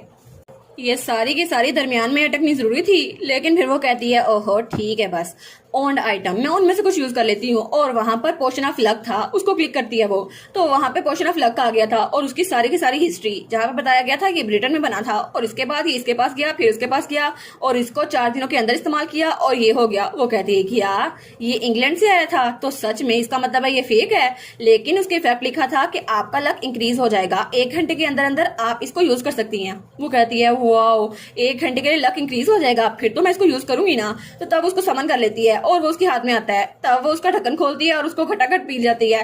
तो तब वो कहती है ठीक है इसका फ्लेवर तो मिंट चोको की तरह है ना, मुझे तो उसकी याद बड़ी आ रही थी, लेकिन ये तो और भी अच्छा है, आखिर किसको मिंट चोको से नफरत होगी, मुझे है लुलू, मुझे मिंट चोको बिल्कुल ही पसंद।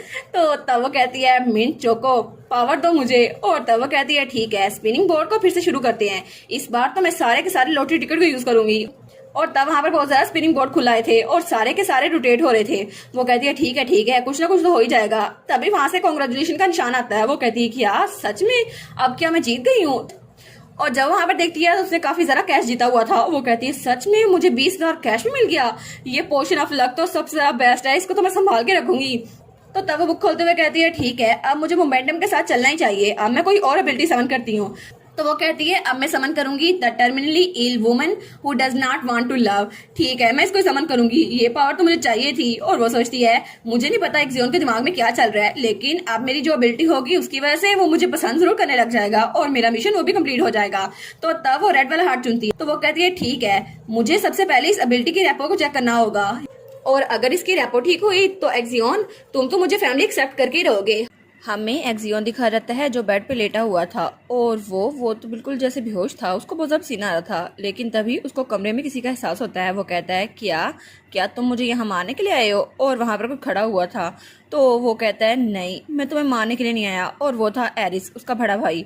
वो कहता है अगर मैं तुम्हें मारना चाहता तो फिर भी मेरी एबिलिटीज काफी नहीं होती, तो तुम इसको पी लो। और तब उसको पानी देता है। वो कहता है वैसे भी तुम बहुत ज्यादा क्लमजी थे, हालांकि तुमने ये काम अच्छा किया हमारी बहन को बचाने का, लेकिन फिर भी। तो वो कहता है तुम फिक्र ना करो मैं पानी खुद ही पी लूंगा, तुम मुझे क्यों दे रहे हो। तो उसका भाई कहता है तुम तो बहुत ज्यादा लकी थे ना कि डार्क एनर्जी के एक्सप्लोजन में तुम शामिल नहीं हुए, वरना तुम सच में मर जाते। तो हमारा एक्सियोन कहता है ये तो बकवास है, मैं इतना भी मेच्योर नहीं हूँ और मुझे पता है मैं उस वक्त ये नहीं कर सकता था, क्योंकि अगर मैं ये करता तो मैं और लुटिशिया दोनों मर जाते, और उस वक्त मैं ये करने की हालत में नहीं था। वो कहता है हाँ मैंने सुना था लुटिशिया तुम्हें ढूंढ रही है, तुम उसे देखना चाहोगे, वो बहुत ज्यादा सैड है। तो तभी वो ग्लास फेंक देता है। वो कहता है बस करो तुम भी चले जाओ, अपनी बहन की बातें करते रहते हो हर वक्त। वो कहता है ये तो फैसिनेटिंग है ना कि तुम जैसे बच्चे ने ओपन अप होने का फैसला किया, क्योंकि पहले तो तुमने कभी किसी को नहीं बचाया। तो वो कहता है नहीं ऐसी कोई बात नहीं है। तो तब एरिस उसके माथे पर हाथ रखता है और कहता है ऑल राइट। तो वो कहता है क्या तुम क्या कर रहे हो। और तब वो अपना डार्क ऑरा यूज करता है। वो कहता है डेप्लीटेड मैजिकल एनर्जी तुम्हें फिलअप कर देगी और तुम्हारी तबीयत बिल्कुल ठीक हो जाएगी, क्या इससे तुम रिकवर हो जाओगे। तो वो कहता है हाँ लेकिन तुम मेरी हेल्प क्यों कर रहे हो। तो तब वो स्माइल करता है और तब वो कहता है क्योंकि तुम मेरे छोटे अडोरेबल भाई हो ना, तो नेचुरल तुम्हारी हेल्प करूँ। वो कहता है नॉनसेंस, चले जाओ यहाँ से, मुझे तुमसे बात करनी। तो वो कहता है ठीक है अपने कमरे को लॉक ना रखो, वरना कोई भी तुमसे मिलने आएगा तो दूर से चला जाएगा। तो वो कहता है अच्छा। और फिर जाते हुए कहता है लुटिशिया तुम्हें बहुत ज्यादा मिस कर रही है, तो एक बार उससे मिल लेना। तो एक्सियोन कहता है ये तो बहुत ज्यादा अनोइंग है, लेकिन तब वो अपने हाथों को देखता है और कहता है मैं बहुत ज्यादा अपसेट था, लेकिन फिर भी अब उसकी वजह से मैं रिकवर हो गया हूँ। और तब उसे लगता है जब उसने कहा था लुटिशिया तुम्हें बहुत ज्यादा मिस कर रही है, तो वो कहता है क्या मुझे उससे मिलना चाहिए। और तब वो बेड से नीचे उतरता है और खिड़की के पास आता है। बाहर पूरा दिन चढ़ा हुआ था। तो तब वहां पर देखते हैं तो लुटिशिया नीचे खेल रही थी, और जब वो उसको देखता है तो हमारी लुटीशा भी इसको देख लेती है और तब वो उसकी तरफ हाई करती है, लेकिन वो सोचता है कितनी इग्नोरेंट है ये, इसको पता है मैं इससे कुछ करना चाहता हूँ, वो भी मुझे मिस करी होगी तो हमें मिलना चाहिए। लेकिन लुटीशा बहुत ज्यादा स्माइल कर रही थी और उसके शूज की बिप बिप की आवाज वहां तक आ रही थी। वो सोचता है ये तो ऑब्वियस है ना कि वो मुझसे मिलना चाहती है, लेकिन जब वहां पहुंचता है वो सोचता है उसने तो मुझे देखा था ना वैसे जब मैंने अपनी पावर यूज करी थी, तो क्या वो मुझसे डरी नहीं होगी। लेकिन वो डार्कनेस तो किसी को भी पागल करने के लिए तैयार है, तो ये भी डर गई होगी। मुझे पता है ये बिल्कुल कॉटन बॉल की तरह वीक है, लेकिन क्या सच में ये मुझसे डरती भी है या नहीं। तो तब वो कहती है जियोन क्या हुआ तुम्हें। तो वो सोचता है आखिर मैं क्या सोच रहा था, आखिर मुझे किस बात का डर लग रहा है। तब वो अपना डार्क ऑरा यूज करता है। वो कहता है इससे फर्क क्या पड़ता है कि वो डार्क एनर्जी पे कैसा रिएक्ट करती है, और तब वो अपना डार्क ऑरा उसकी तरफ भेज रहा था। तो वो सोचता है मुझे फर्क नहीं पड़ता चाहे ये मरी क्यों ना जाए। लेकिन तभी वहां पर खून के निशान थे। वो कहता है क्या, और तब तो उसकी डार्क एनर्जी उस तक पहुंची भी नहीं थी, लेकिन लुटीशा के मुंह से खून निकलने लग गया था और वहां पर उसके फूलों के ऊपर उसके मुंह से खून निकला हुआ था। तो वो कहता है क्या लुटीशा। तो उसकी मेट्स भी कहती हैं क्या यंग लेडी आपको क्या हुआ। और तब लुटीशा नीचे गिर रही थी तो जियोन भाग के उसकी तरफ आ रहा था, लेकिन तभी उसकी आंखें बंद हो रही थी और वो उसको भागता हुआ देखती है। वो सोचती है नहीं उसे पैनिक करने की जरूरत नहीं है, वैसे भी मैं हर्ट नहीं हूँ, ये सब तो मेरी एबिलिटी की वजह से हुआ है। और तब हमें स्टोरी पास करके दिखाई जाती है कि असल में ये तो वो एबिलिटी जो मैंने चूज की थी। ये एबिलिटी थी एक ऐसी हीरोइन के बारे में जो कि टर्मिनल इल थी, और उसकी एबिलिटी की वजह से जो लोग उससे प्यार करते थे उसकी वजह से उसकी इम्यूनिटी ठीक हो रहती थी। और मैंने ये एबिलिटी चूज तो की, लेकिन इसकी रैपो की वजह से अगर कोई मेरे पास आया और वो मुझे बहुत ज्यादा पसंद करता हो तो बैड एनर्जी मुझसे दूर हो जाएगी, लेकिन उसकी वजह से मैं थोड़ी सी पागल हो जाऊंगी। वो सोचती है क्या आखिर तुम डेविल, तुमने मुझे यही एबिलिटी देनी थी और इससे तो मेरा ब्लड प्रेशर हाई हो रहा है। आखिर मैं छोटी सी बच्ची हूँ, लेकिन वहां पर आया था फिक्र ना करें, ऐसा नहीं है कि आप भी टर्मिनल इल हो जाएंगी, प्लीज आप हेल्दी रहिए माय लीडर। तो वो कहती है एनीवेज ठीक है, प्रेजेंट में वापस आते हैं। और तब एक जियोन उसके पास था। वो कहता है ओए तुम ठीक तो हो ना, लेकिन वो उठती नहीं है, लेकिन उसके मुंह से हल्का सा खून निकला था। वो सोचती है मेरी इम्यूनिटी तो और अच्छी हो गई, इससे बस मैं थोड़ी देर के लिए बेहोश होंगी, लेकिन मुझे तो बिल्कुल भी थकन महसूस नहीं हो रही और शायद इसकी वजह से मेरे उसके साथ ताल्लुकात भी ठीक हो जाएंगे। तो तब अपना हाथ बढ़ाती है और कहती है इक्जियोन तुम फिक्र ना करो, मैं बिल्कुल ठीक हूँ। और फिर से उसकी आंखें बंद हो गई थी और तभी उसका हाथ नीचे गिर जाता है। तो वो बहुत ज्यादा डर गया था। वो कहता है क्या लुटीशा तुम, और तब उसे कहता है प्लीज उठ जाओ लुटीशा। लेकिन लुटीशा सोचती है अब तो ये रोएगा, लेकिन चलो अच्छा है, कम से कम इसको एहसास तो होगा ना मैं इसको कितनी ज्यादा अजीज हूँ। और तब सीन चल होता है और हमें लुटीशा का कमरा दिखा रहता है जब वो आराम से बेड पर सोई हुई थी और ड्यूक उसके पास बैठा था, और तब वहां बैठ कर लुटीशा को देखी जा रहा था। और वो सोचता है मैंने कभी इमेजिन नहीं किया था कि उसकी हेल्थ इतनी ज़्यादा बुरी हो जाएगी, और सारे डॉक्टर्स और फिजिशियन को बुलाया था मैंने और सबने कहा था कि वो बिल्कुल हेल्दी है, बस थोड़ी देर के लिए बेहोश हुई है और वो फेरथन फैमिली की एक मेंबर है, इसलिए डार्क एनर्जी उसको कुछ नहीं बिगाड़ सकती। और पीछे से बाकी डॉक्टर भी कहते हैं प्लीज मैं जीना चाहता हूँ, प्लीज हमें छोड़ दें। वो सोचता है ऐसा लगता है कि टर्बुलेंस की वजह से वो बेहोश हो गई है, लेकिन डार्क एनर्जी का उस पर असर नहीं हुआ, शायद वो बहुत ज्यादा यंग है इसलिए उठ नहीं रही, लेकिन थोड़ी देर में वो खुद ही उठ जाएगी। और तब उसको देखकर सोचता है क्यों, आखिर क्यों, कोई भी दिन ऐसा क्यों नहीं गुजरता जब तुम किसी मुसीबत में नहीं फंसती, चाहे किडनैपिंग हो या तुम्हारे मुंह से खून निकलना हो। और जब मैं उसको यहाँ पर लेकर आया था तो वो बहुत ज़्यादा वीक थी और बिल्कुल पेल थी, लेकिन यहाँ आकर भी उसने अपनी फीलिंग्स मुझे बता दी कि वो अपने भाइयों को बहुत ज़्यादा पसंद करती है और मुझे भी। लेकिन लुटीशिया वो तो अभी भी बहुत ज़्यादा यंग है। और तब उसके बालों को पकड़ता और सोचता है बस उसका नाम देखकर ही मुझे बहुत ज़्यादा खुशी होती है, जैसे मेरी जिंदगी में कोई स्वीटनेस आ गई हो। मेरी प्यारी बेटी, मैं यकीन नहीं कर पाता कि तुम जैसी कोई एग्जिस्ट करती है, और तुम्हारे लिए मैं तो कुछ भी कर दूंगा, चाहे मुझे अपनी लाइफ ही क्यों ना देनी पड़े। और तब हमारा छोटू सा एक्सॉन उसके दरवाजे के बाहर बैठा हुआ था, तो तभी उसको अंदर से आवाज आती है। वो कहता है क्या वो ठीक हो गई, लेकिन उसका फादर वहां से निकलता है। वो कहता है फादर ये सब मेरी गलती थी। तो उसका फादर उसकी तरफ देखता है तो वो कहता है ये सब मेरी वजह से हुआ, मैंने उसके सामने मैजिक यूज किया, हालांकि मैंने उसको नुकसान नहीं पहुंचाया, लेकिन फिर भी शायद वो डर गई होगी, लेकिन उस पर अटैक तो नहीं किया था ना, लेकिन एनर्जी उसके लिए बहुत ज्यादा होगी ना। तो वो सोचता है ये तो बिल्कुल एक गुमशुदा बच्चे की तरह लग रहा है, मैंने कभी भी इसकी ऐसी हरकत कभी नहीं देखी। तो वो कहता है क्या तुम्हें याद है कि तुमने लुटीशिया को किसी और जगह पे क्यों भेजा था। तो वो कहता है वो तो इसलिए क्योंकि मैं उसको डिमोनिक एनर्जी से प्रोटेक्ट करना चाहता था। तो उसका डैड कहता है हाँ बिल्कुल, और जब लुटीशिया को मैंने तुम्हारे अंकल के पास दिया था वो भी सिर्फ इसलिए दिया था कि वो वहाँ पर सेफ रहे, लेकिन अब मैं यहाँ पर हूँ तो उसको कोई भी चीज़ हर्ट नहीं कर सकती, तुम भी नहीं। तो वो कहता है लेकिन मेरी वजह से वो बेहोश हो गई। तो ड्यूक कहता है ये तुमने जानबूझ के किया है ना। तो वो कहता है क्या?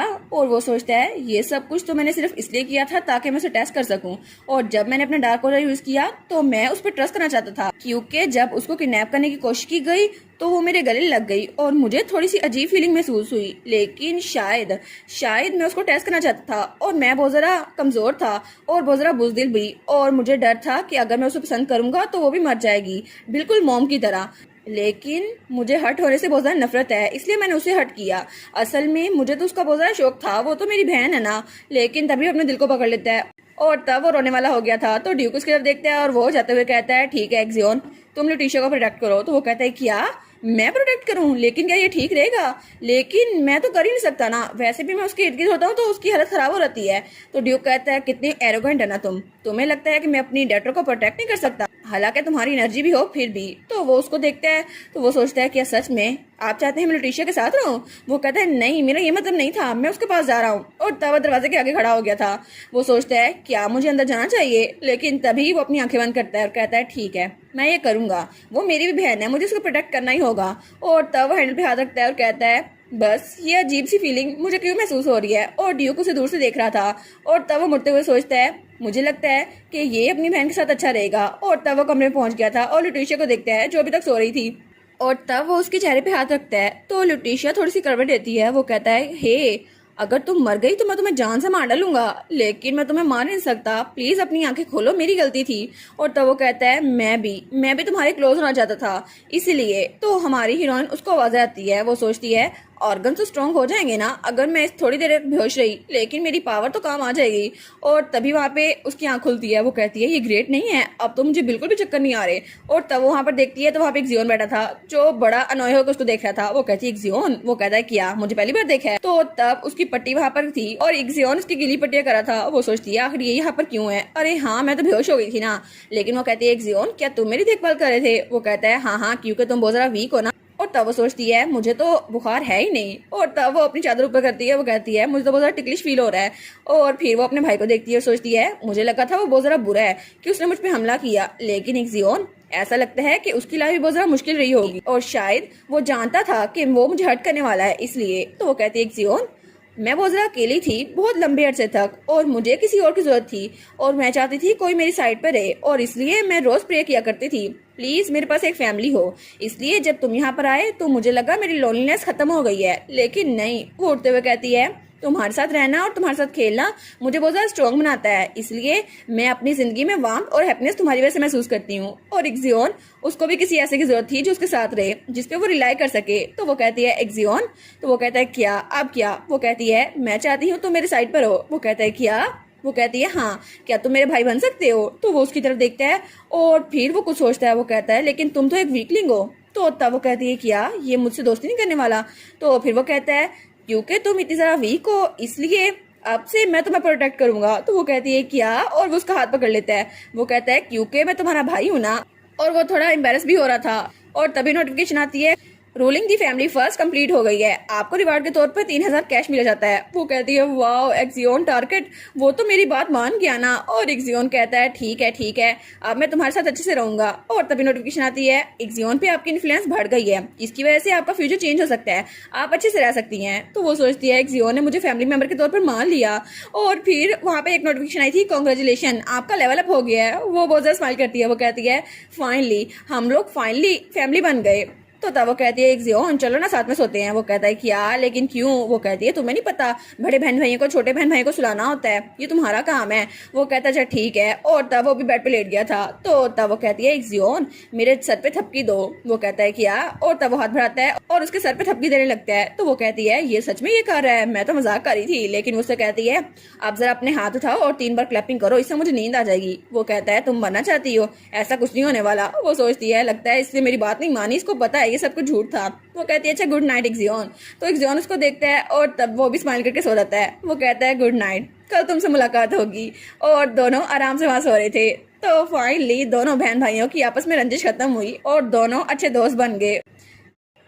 हमें एक जगह दिखाई जाती है जहाँ पे हमारी लुटीशिया पहुंच चुकी थी। वो सोचती है ये कौन सी जगह है, क्या मैं कोई ख्वाब तो नहीं देख रही। और वो सच में ख्वाब ही देख रही थी। वो सोचती है आखिर ये है क्या। तभी वहां से उड़ता हुआ कोई उसकी तरफ आता है। वो कहती क्या, कौन उड़ के आ रहा है।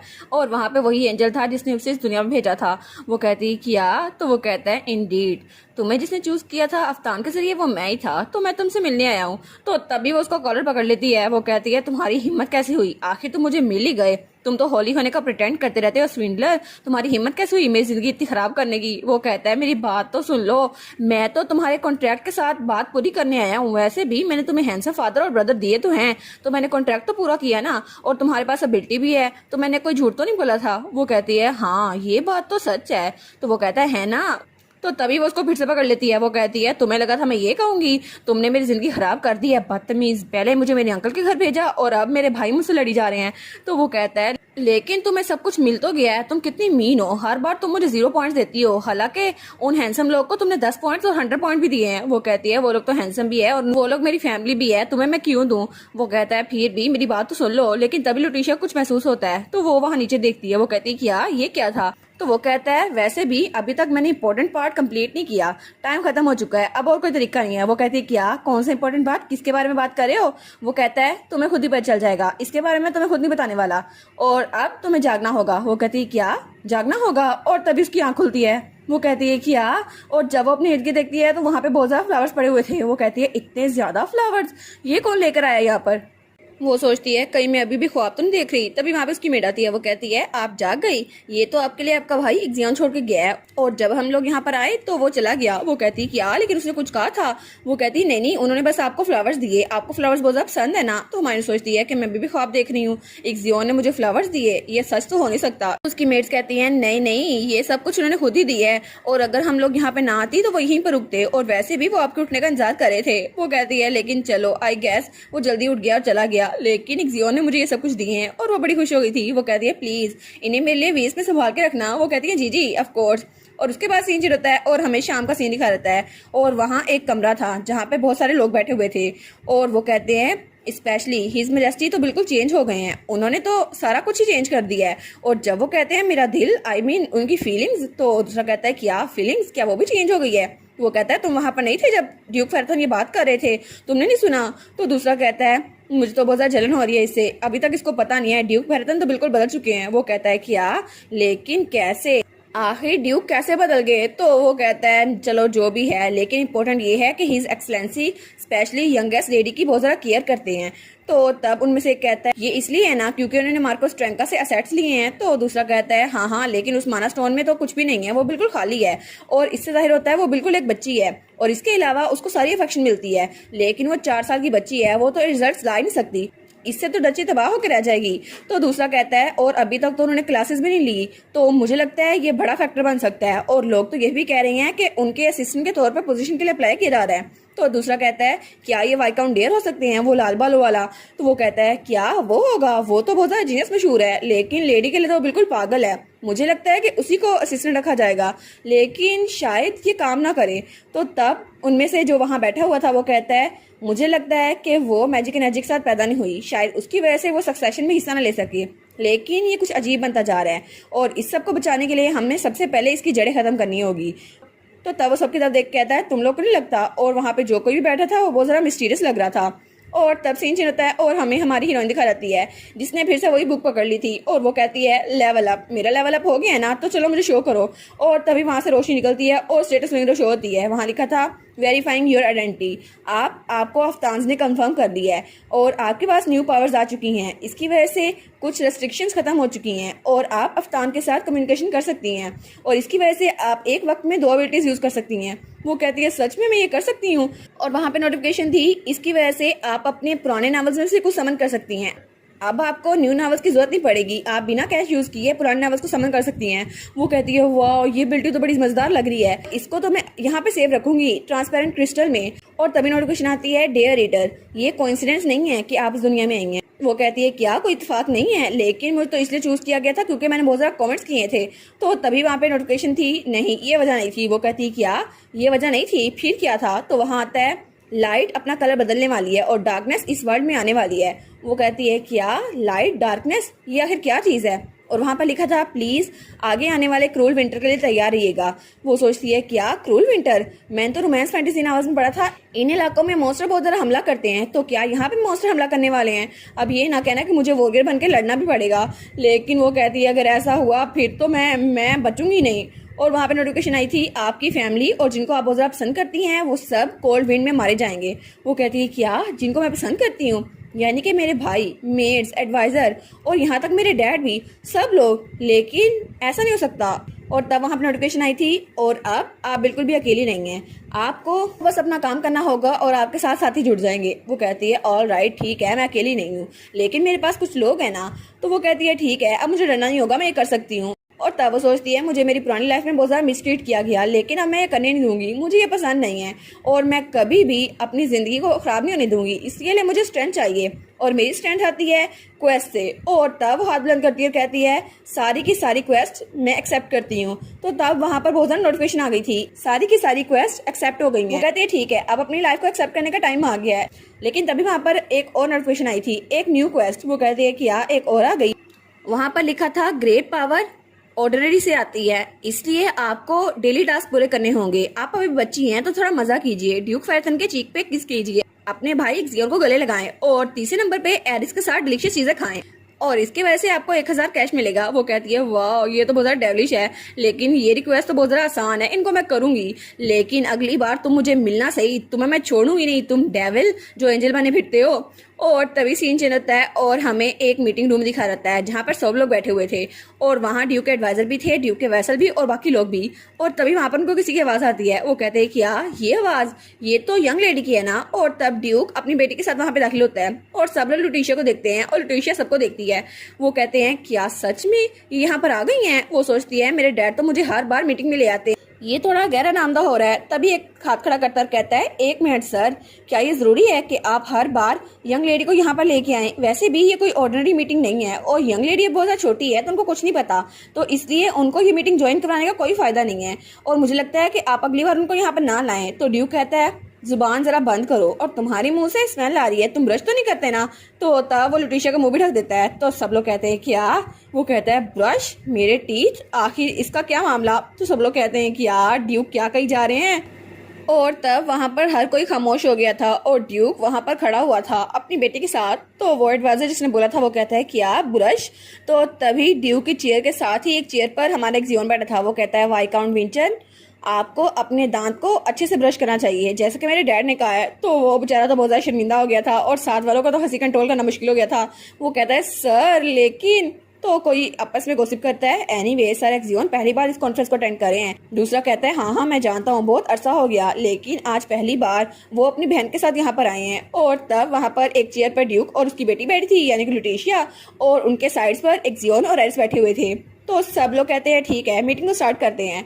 और तब उनमें से एक कहता है लेकिन सर ये कुछ जल्दी नहीं है, यंग मिस्ट्रेस तो एक ऑर्डिनरी चाइल्ड है ना। और वहाँ पर लाल बालों वाला हमारा वाइकाउंट डेयर भी बैठा हुआ था और वो गुस्से से उसको देखता है। तो वहाँ पर एक और कहता है लेकिन उन्होंने तो बहुत अच्छा काम किया ना, मार्कस के फ्रॉड को पता किया और कंपनसेशन भी रिसीव की। तो दूसरा कहता है जी जी बिल्कुल, उन्होंने फेरथन के ऑनर को प्रोटेक्ट किया। तो वाइकाउंट डेयर तो बहुत ज्यादा खुश हो गया था। वो कहता है जी जी ऐसी तारीफ करो।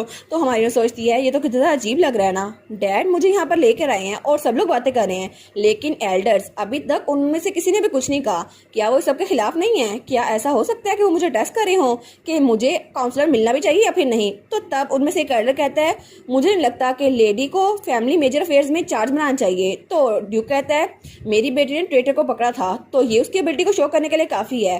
तो हमारी सोचती है क्या उनकी कोई डील हुई थी, लेकिन अगर ऐसा ही है तो फिर शायद वो मेरा टेस्ट लेना चाहते हो और ये मैं इसको अच्छा करके रहूंगी। और तब उसको याद आता है जब नोटिफिकेशन आई थी आप अकेली नहीं है। वो सोचती है ठीक है अब से अपना रास्ता मैं खुद चुनूंगी और मेरे डैड वो ज़रा क्लेवर है ना तो उनको सब कुछ पता होगा और वैसे भी वो सब जानते होंगे, इसलिए बस मुझे टेस्ट कर रहे हैं। वो कहती है ठीक है ये सब कुछ मैं करके रहूंगी। और तब वो सबको देखती है और सोचती है बस मुझे यही करना होगा, अपनी एबिलिटी को फाइंड करना होगा। तब वो सोचती है मुझे बस इस साइलेंट टेस्ट को कंप्लीट करना होगा, अगर मैं इसको पास कर लूंगी तो मेरे पास एडवाइजर की पूरी काउंसिल होगी, वो भी अपनी। तो तब वो ड्यूक की तरफ देखती है और सोचती है नो वंडर वो मुझे यहाँ पे इसलिए लेके आए थे। तो तब वो स्माइल करती है और सोचती है मुझे लगा था वो मुझसे कुछ भी एक्सपेक्ट नहीं करते, लेकिन अच्छा हुआ। तब वो अपने डैड के चीक पे किस करती है और तब उसकी एक क्वेस्ट कंप्लीट हो गई थी। तो तब वो कहती है father thank you so much मुझ पे बिलीव करने के लिए। तो उसका फादर भी स्माइल करता है। वो कहती है ठीक है, मुझे बस फादर के एक्सपेक्टेशन पे पूरा उतरना होगा। लेकिन तब सब लोग वहां पर देखते हैं, वो कहते हैं क्या ड्यूक स्माइल कर रहे थे। तो तब वहां पर वाइकाउंट एयर वो कहता है लेडी तो बहुत ज्यादा अडोरेबल है। और फिर सीन चलता है और तब तक मीटिंग खत्म हो गई थी। तो हमारी सोचती है मीटिंग तो खत्म हो गई, तो क्या मैं बाकी जाकर क्वेस्ट पूरे ना करूं, जैसे एरिस के साथ खाना खाना। लेकिन जब वो वहां पर देखती है तो एरिस किसी के साथ जा रहा था। वो कहती है एरिस, वो उसको पीछे से बुलाती है।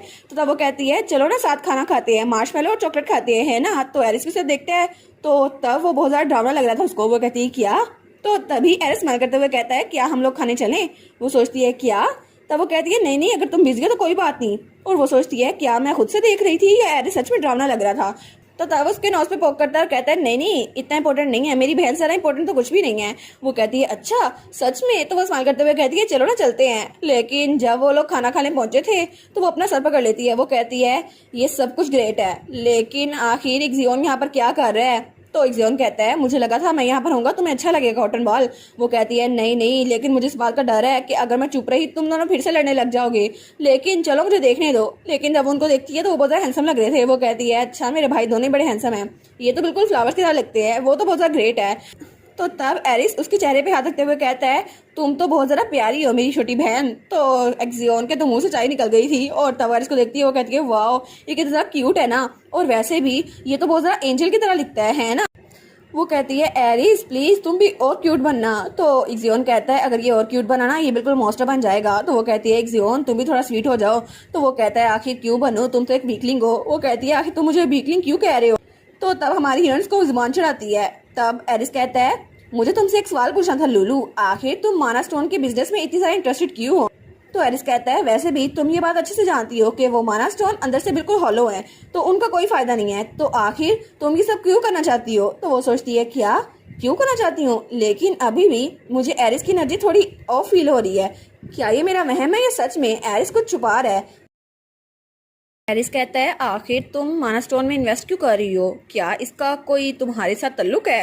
तो वो सोचती है शायद मैं ये क्वेस्ट की वजह से कर रही हूँ, लेकिन मैं एरिस को ये नहीं बता सकती। तो तब वो स्माइल करते हुए कहती है हाँ हाँ मैं इसमें बहुत ज़्यादा इंटरेस्टेड हूँ ना, और वैसे भी एम्प्टी माना स्टोन तो बहुत ज़्यादा अच्छे होते हैं, क्या पता उसमें कुछ हो, और अगर हम सक्सेसफुल हो गए तो हम तो बहुत ज़्यादा पैसे बनाएंगे।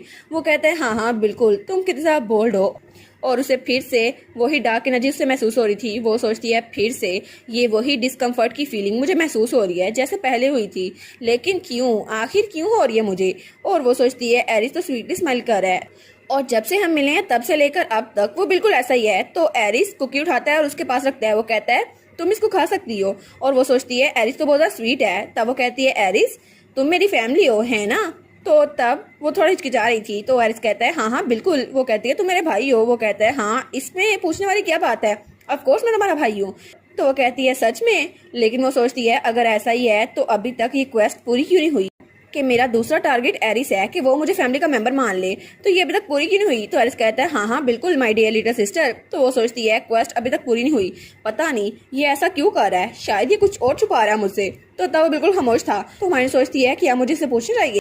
तो तब वो कहता है आखिर तुम ऐसा क्यों पूछ रही हो मेरी छोटी बहन। तो वो बहुत ज्यादा डर जाती है। तभी वहाँ पे एक जियोन खड़ा होता है और उन दोनों का दरमियान रहता है। वो कहता है तुम्हारी एक्टिंग स्किल तो रोज बरोज इम्प्रूव होती जा रही है, और वैसे भी तुम्हारा ये डिस्गस्टिंग मास्क तुम इसे उतार के क्यों नहीं फेंक देते, तुम्हारे लिए तो फैमिली का मतलब एक दूसरे को मारना है ना। तो वो बड़ी क्रीपी से स्माइल देता है। तो हमारी कहती है क्या एक्सियोन ये क्या कह रहे हो। तो वो कहता है हाँ बिल्कुल मुझे ये पहले से पता था और मैं इसलिए तुम्हारी हेल्प कर रहा था। तो एक्सियोन कहता है मुझे पहले से पता है कि तुम उस दिन जानते थे यहाँ पे कुछ लोग छुपे हुए हैं जो लुटीशिया को किडनैप करना चाहते हैं, लेकिन तुमने उनमें से किसी को नहीं रोका। वो कहता है ओ। तो हमारी सोचती है क्या। और तभी वहां पर एक और रिवेंज प्लान आया था जिसकी वजह से उसे 2000 और कैश टिकट मिलने थे। तो वो कहता है आखिर तुम इतने स्मार्ट कैसे बन गए। तो हमारी सोचती है एरिस वो किडनैपिंग वाले इंसिडेंट में इन्वॉल्व था, लेकिन कैसे। तो वो कहता है ऑफ कोर्स सबका ओरा इर्द गिर्द फैला होता है, तो मुझे पहले से पता था ये किडनैप होने वाली है, लेकिन अब मुझे क्या फर्क पड़ता है। तो इक्सियोन कहता है कॉटन बाल मैं तुम्हें इसलिए कह रहा था कि इसे अलर्ट रहो, और ये आदमी ये तो एक फेराथन है ना, इसलिए तुम्हें इससे थोड़ा सा बच के रहना चाहिए, और ये बहुत ज्यादा क्रूल और एग्रेसिव फेराथन है, और ये सामने से जितना मर्जी मासूम और प्यारा दिखता हो लेकिन अंदर से ये बहुत ज्यादा चालाक है, और इसके लिए अपने अलावा हर कोई दुश्मन की तरह है। तो हमारी सोचती है क्या सच में। तो तभी नोटिफिकेशन आया था हिंट अब आप अकेली नहीं है, आपके साथ इक्सियोन भी है। वो सोचती है सच में। तो तब एक्जियोन का हाथ पकड़ती है और वो कहती है लेकिन क्या तुम पहले से जानते थे कि मैं किडनैप होने वाली हूँ? सच में एरिस? तो एरिस कहता है ये तो सच में मैं खुद कर रहा था, क्योंकि मुझे एक अच्छे बड़े भाई होने का किरदार जो अदा करना था, और उसके ऊपर -666 हो रहा था। तभी नोटिफिकेशन आती है कि अपने घर को कंट्रोल करना एक्टिवेट हो गया है और अब अपने क्वेस्ट के टारगेट अफिनिटी को भी देख सकती हैं। वो कहती है फेवरेबिलिटी, और वहाँ पे -666 था। वो सोचती है अब इसका क्या मतलब हुआ?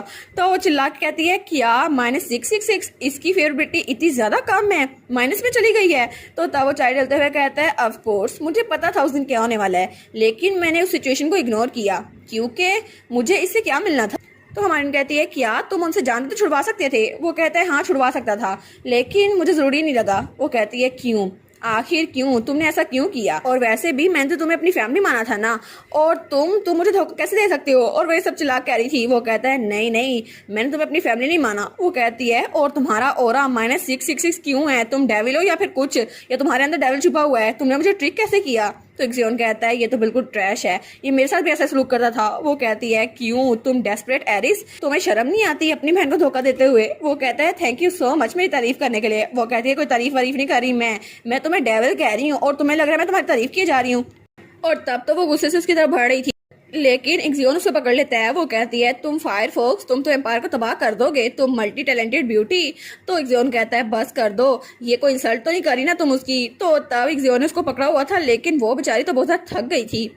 तब हमारी यून कहती है कि सच में तुम स्टार्ट से मुझसे नफरत करते थे? तो वो अपने चाय के कप को देखते हुए कहता है हाँ बिल्कुल ये सच है। हमारी यून कहती है क्यों? आखिर मैंने ऐसा भी क्या गलत कर दिया कि तुम मुझसे नफरत करते हो? या फिर मेरे अंदर डिमोनिक एनर्जी नहीं है इसलिए तुम मुझसे नफरत करते हो? या फिर तुम्हें ये लगता है कि मैं सच में फादर की डॉटर नहीं हूँ और मैं इलिजिमेट चाइल्ड हूँ? और वो बेचारी तो रोने लग गई थी। और वो कहती है क्या सच में तुम्हें यही लगता है? तो एरिस वो थोड़ा सा गुस्सा हो गया था। वो कहता है आखिर तुम ये क्या बात कर रही हो? वो कहती है क्या? वो कहता है मैं तुम्हें इसलिए नफरत करता हूँ क्योंकि तुम फेराथन ब्लड से हो, और अगर तुम फेराथन ब्लड से ना होती तो मैं तुमसे नफरत न करता। वो कहती है क्या? और एक्जियोन ने मुंह पीछे कर लिया था। तो हमारी सोचती है क्या इसका क्या मतलब हुआ?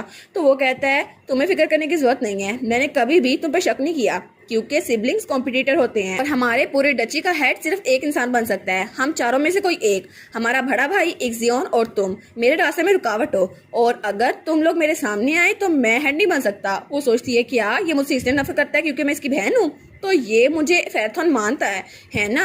लेकिन इसका मतलब है एरिस ये समझता है मैं हेड ऑफ फेराथन बन सकती हूँ, इसलिए वो मुझसे नफरत करता है, हालांकि मेरे पास मैजिक पावर नहीं है।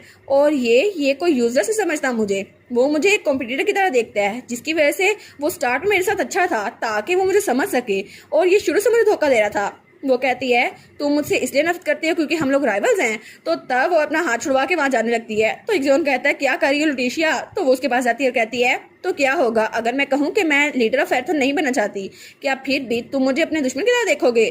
तो तब वो कहता है क्या क्या कह रही हो तुम? तो वो कहती है क्या तुम्हें सच में लगता है कि मैं ऐसा कहूंगी? बिल्कुल नहीं, मैं ऐसा कुछ नहीं कहने वाली। और तब स्माइल करते हुए कहती है ठीक है मैं जा रही हूँ, ये रिफ्रेशिंग है कि तुम ऐसा समझते हो एरिस, लेकिन क्या तुम बुरे मूड में हो क्योंकि तुम्हारा अपोनेंट ड्रॉप आउट करने वाला है? और वो स्माइल करते हुए वहां जा रही थी और वो सोचती है चलो अच्छा हुआ मैं रोई नहीं उसके सामने, लेकिन वो कहती है अब तो तुम मुझे लाइक करने वाले हो एरिस क्योंकि मैं तुम्हारी बहन हूँ। और एरिस और एक्जियोन उसको जाते हुए देखते हैं। वो कहती है मैंने अपना माइंड बना लिया है, इसलिए मैं इस राइवलरी को एक्सेप्ट करूंगी। और तब वो आराम से कूल तरीके से वहां जा रही थी। तो एक्जियोन कहता है ये कितनी कूल है, लेकिन वहां जाते हुए उसके मुंह से फिर से खून निकल जाता है। तो एक्जियोन कहता है लुटिशिया, तो वो उसकी तरफ भाग के आता है। वो सोचती है आखिर ये एबिलिटी दोबारा से एक्टिवेट क्यों होनी थी? जितना मेरे मुंह से ब्लड निकलेगा मेरी हेल्थ उतनी जरा अच्छी हो जाएगी, ये क्वेस्ट इसी काम की थी, लेकिन इसकी वजह से कोई पंगा ना हो जाए। और तभी नोटिफिकेशन आती है cold hands and feet are cured, indigestion solve हो गई है। वो कहती है चलो ये सब कुछ हो तो गया, लेकिन एक्जियोन बहुत जरा परेशान लग रहा था और उसके भाई की फेवरेबिलिटी वो भी बदल रही थी। वो कहता है लुटिशिया, लेकिन उसका भाई एरिस वो बिल्कुल खामोश खड़ा था। तो हमारी सोचती है क्या वो कुछ नहीं कहने वाला? तो एक्जियोन कहता है आखिर तुम क्या करे हो? वो बेहोश हो रही है, तुम कुछ कर नहीं सकते।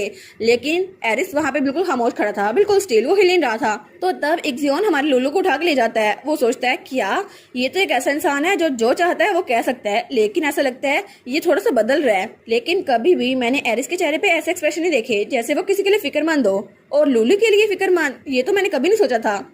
और तब हमारी हीरोइन दोबारा से अपने कमरे में पहुंच गई थी। वो सोचती है मैंने तो स्टाइल से निकलने की कोशिश की थी, लेकिन ये क्वेस्ट अभी आनी थी, मेरे मुंह से खून निकला और सारा बेड़ा गर्क हो गया मेरे स्टाइल का।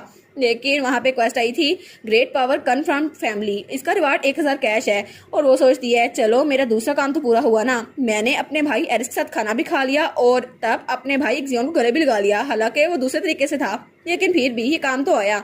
और तब वो बेड के साइड पे देखती है तो वो कहती है क्या एरिस, और एरिस वहाँ पे खड़ा था। वो कहता है तुम तो बहुत ज़्यादा वीक हो, और उसकी फेवरेबिलिटी माइनस कम हो गई थी, -582। तो वो सोचती है मेरा इन्फ्लुएंस लगता है बढ़ रहा है, तो उठते हुए कहती है मुझे यहाँ से कुछ करने जाना है। वो कहता है इस हालत में तुम सच में इस हालत में कुछ कर सकती हो? वो कहती है हाँ हाँ बिल्कुल, लेकिन वो सोचती है एरिस का चेहरा देख के मुझे रोना आ रहा है, लेकिन मैं उसके सामने रोना नहीं चाहती। तो तब वो कहता है ठीक है तुम्हारे पास मैजिक नहीं है, लेकिन तुम्हें यहाँ पे लेटना चाहिए, थोड़ा सा आराम कर लो। तो तब उसको दोबारा से लिटा देता है। वो कहती है एरिस क्या तुम गुस्सा हो? तो एरिस कहता है नहीं, मैं तुम्हारे साथ कम्पीट नहीं करने वाला, ना कि उसके साथ जिसकी बॉडी भी अच्छे से ठीक नहीं हो सकती, तुम तो अभी 2 मिनट पहले ही बेहोश होकर गिरी थी। वो कहती है नहीं नहीं अब मैं पेन में नहीं हूँ, लेकिन मैं बिल्कुल ठीक हूँ। वो कहता है अच्छा तो तुमने माना स्टोर में इन्वेस्ट क्यों किया था? तुम सच में चाहती हो कि वहाँ पे इन्वेस्ट करो हालांकि तुम्हें कुछ नहीं मिलने वाला? वो कहती है हाँ, लेकिन मैं एक ट्रेटर को पकड़ने वाली हूँ जिसने मेरे अब्यूज में पार्टिसिपेट किया था। वो कहता है एक ट्रेटर? तो वो कहती है हाँ बिल्कुल, क्योंकि जब मेरे लिए स्पोर्ट जा रही थी तो पीछे से यहाँ पे डची में कोई धोखा दे रहा था, उसकी वजह से जो 3 सालों तक वहाँ पे स्पोर्ट जाती रही है उसका हिसाब किताब थोड़ा उलट हो गया है और डैड को अभी पता नहीं चल सका, और मैं उसको पकड़ने वाली हूँ उसके क्राइम्स के लिए। वो उसका हाथ पकड़ता है और कहता है क्या सच में तुम ये करने वाली हो? तो कहती है एरिस, तो तब उसका हाथ छोड़ता है। वो कहता है हाँ ठीक है, फैर्थन फैमिली के हम ट्रेटर को अकेला नहीं छोड़ सकते, इसलिए मैं तुम्हारे साथ काम करूंगा और ये अलायंस बिल्कुल टेम्परेरी होगी। वो कहती है सच में तुम मेरी हेल्प करोगे? वो कहता है ठीक है मैं दोबारा से रिपीट करता हूँ, ये टेम्परेरी अलायंस होगी और मैं तुम्हारे लिए नहीं कर रहा। वो कहती है ठीक है तो हम लोग ट्रेटर को खुद से पकड़ेंगे, ठीक है? वो कहता है हाँ ठीक है, लेकिन तुम बहुत ज़्यादा अनोइंग हो। तो वो स्माइल करते हुए कहती है हाँ मैं बहुत ज़्यादा अनोइंग हूँ, लेकिन वो सोचती है आखिर मुझे ऐसा क्यों लग रहा है कि वो मुझसे नफरत करने के लिए खुद को मजबूर कर रहा है, और एरिस वो चाहता नहीं मुझसे नफरत करे, लेकिन फिर से उसकी फेवरेबिलिटी -66 हो गई थी। वो कहती है ये फिर से वही हो गई, आखिर वो मुझसे नफरत क्यों कर रहा है? अभी तक जियोन के साथ मेरे ताल्लुकात ठीक हुए थे और अब एरिस, पता नहीं कितना टाइम लगेगा इसके साथ अपने रिलेशनशिप को ठीक करने में। और तब सीन चेंज होता है और हमें अगले दिन का सीन दिखा रहता है। तो हमारी हीरोइन कहती है फादर क्या सच में आप इन डॉक्टर्स को मारने वाले हैं? और डॉक्टर्स बहुत ज़्यादा डरे हुए थे। वो कहते हैं प्लीज़ हमारी जान बख्श दें। तो ड्यूक कहता है बिल्कुल, इन्होंने अपनी रिस्पॉन्सिबिलिटी अच्छे से पूरी नहीं की और तुम्हारा ध्यान नहीं रखा, इसलिए इनको मरना ही होगा। वो कहती है लेकिन मैं तो ठीक हूँ ना। तो डॉक्टर्स बेचारों की जान तो वैसे निकल गई थी। तो वो कहती है देखे ना मैं बिल्कुल ठीक हूँ, और उसको अपने डोले शोले दिखाती है और तब वो डॉक्टरों को आंख मारती है। वो कहती है तुम लोग भी कुछ कहो ना। तो डॉक्टर कहते हैं जी बिल्कुल, उनके एग्जामिनेशन रिजल्ट आ चुके हैं और वो तो बहुत ज़्यादा हेल्दी है, जब वो बेहोश हुई थी उससे भी ज़्यादा हेल्दी है। तो पीछे वाले कहते हैं हाँ बिल्कुल। तो हमारी उन्हें कहती है देखे ना मेरे हाथ और पाँव जब मैं बेहोश हुई थी उससे पहले ठंडे थे और अब ये बिल्कुल भी ठंडे नहीं है। तो ड्यूक उसका हाथ पकड़ता है और तब वो कहती है क्या आप चेक कर रहे हैं? तो तब उसके हैंड पे किस करता है। वो कहता है हाँ बिल्कुल, अब तो तुम्हारे हाथ बिल्कुल भी ठंडे नहीं है मेरी प्यारी बेटी। वो कहती है देखा ना। वो कहता है अच्छा तो तुमने ब्लड वॉमिट किया था, लेकिन इसका मतलब है तुम्हारी बॉडी से टॉक्सिन निकल गए हैं और तुम्हारी हेल्थ अच्छी हो गई है। तो तब वो उसके चेहरे पे पोक करता है। वो कहता है इसलिए तो मुझे फिक्रमंद ना किया करो ऐसे। वो कहती है जी बिल्कुल, और वो सोचती है ये मेरे लिए फिक्रमंद हो रहा था, लेकिन वो कहती है फादर मुझे एक तरह का ब्रेड खाना है जो मैं चाहती हूँ कि मैं खाऊं। वो कहता है क्या, कौन सा ब्रेड है, जल्दी मुझे बताओ, मैं अभी तुम्हें वो ब्रेड लेके देता हूँ। वो कहती है वो ब्रेड तो दुनिया का सबसे अच्छा ब्रेड है। तो तब अपने हाथ खड़े करती है और कहती है ये तो आपांग है, और कोरियन में पांग ब्रेड को और आपा फादर को कहते थे, और लुलू एक तरह से उसे मेस्मराइज कर रही थी। वो कहती है क्योंकि मेरे फेवरेट ब्रेड आप है। तो सब लोग कहते हैं ये किस किस्म का ब्रेड है? तो ड्यूक कहता है क्या? वो कहती है क्या मजा नहीं आया या इनको समझ नहीं आई मेरी बात की? तो तभी ड्यूक कहता है तुम लोगों ने सुना नहीं? तो वो कहते हैं जी हमने सुन लिया। तो हमारी उन कहती है क्या क्या सुना, अब क्या करने वाले हैं? तो तब ड्यूक कहता है अभी लेके आओ वो, और अपना हाथ बढ़ाता है। तो तभी उसके हाथ में एक बहुत ज़्यादा मोटी बुक पकड़ाई जाती है। तो वो बहुत ज़्यादा खतरनाक लग रहे थे। तो ड्यूक वो बुक पकड़ता है। वो सोचती है हैं ये कौन सी बुक है? ये बुक तो सीक्रेट वेपन के तौर पे यूज हो सकती है ना, इसको सिर्फ मैजिक के जरिए खोला जा सकता है, क्या इसमें कोई इंपॉर्टेंट चीज होगी? वो कहती है आखिर है क्या? तो ड्यूक उसमें बुक खोलता है और वहाँ पे उसने कुछ साइंस बनाए हुए थे अपनी बेटी के लिए, और वहाँ पर लिखा हुआ था मेरी बेटी ने आज मेरी तारीफ की है, और उसने उस स्पेशल बुक को अपनी बेटी की डायरी बना के रख दिया था जिसमें उसने अच्छी सी यादें संभाल के रखी थी अपनी बेटी की तारीफ की। हमें हमारी लुटीशिया दिखा जाती है जो कि आराम से बैठी हुई थी। वो सोचती है मैं तो 4 साल की हूँ, मुझे इतना बिजी नहीं होना चाहिए, लेकिन मैं इतनी ज़्यादा बिजी क्यों हूँ? और वो सोचती है एम्बेरसमेंट तो थोड़ी देर के लिए होती है मुझे, लेकिन ये लाइफ तो हमेशा रहने वाली है। तो अब चलो अच्छा हुआ डॉक्टर्स बच गए। तो डॉक्टर्स तो सारे के सारे इसका थैंक यू कर रहे थे। थैंक यू माई लेडी, आपके लिए हमारी रिस्पेक्ट है, हम तो आपको बहुत ज़्यादा पसंद करते हैं।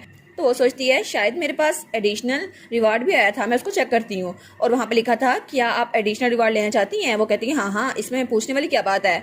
और तभी वहाँ पर आया था ठीक है कैलकुलेशन कंप्लीट हो गई है, हरमेस जैक आपको प्रोवाइड किया जाता है। वो कहती है हरमेस अब ये कब लाया? तो तभी वो कहती है मुझे कैसे पता होगा। तो तब वो नोटिफिकेशन पे क्लिक करती है, वो कहती है शायद ये काम कर जाए। और वहाँ पे एक छोटा सा बर्ड था। तो तभी जब वो उस पर क्लिक करती है वहाँ पे बहुत तेज रोशनी होती है और हर तरफ वो रोशनी फैल रही थी। और वहां से एक परिंदा उड़ता हुआ उस तरफ आता है। वो कहती है क्या ये छोटा सा बर्ड सच में मुझे मिल गया है? तो वहां पर नोटिफिकेशन आई थी हरमस जैक, ये एक प्रीशियस मैसेंजर स्पिरिट है, इसके जरिए आप किसी भी मैसेज भेज सकती हैं, चाहे वो इस दुनिया में हो या आफ्टर लाइफ में। तो वो कहती है वाओ ये तो देखने में भी इतना क्यूट है। और वो कहती है कितना प्यारा है ना, इतना औसम है। तो वो बर्ड कहता है बस कर दो अब मुझे छेड़ना।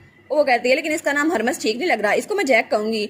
तो वो परिंदा उसको दूर करते हुए कहता है बस कर दो इंसान, मैंने अभी तक तुम्हें अपना मास्टर नहीं माना। तो हमारी कहती है ठीक है। और वो कहता है वैसे मुझे हर चीज पता है और तुम्हारे चेहरे पे जो लुक है ना वो नाउमीदी का है, और तुम तो खुशी के आंसू नहीं रो रही, तुम्हें तो रिग्रेट हो रहा है कि मैं तुम्हें क्यों मिल गया। वो कहती है हैं इतनी सी उम्र में इतनी बातें इसको कहाँ से आ गई। तब हमारी लुटेशिया उसको कुकीज देती है। वो कहती है ये खाओगे, ये कुकीज मैं तुम्हारे लिए लेके आई हूँ, तुम्हें पसंद आएंगी। वो कहता है क्या मैं नहीं खाने वाला, तुम्हें क्या लगा था मैं इसको ले लूंगा?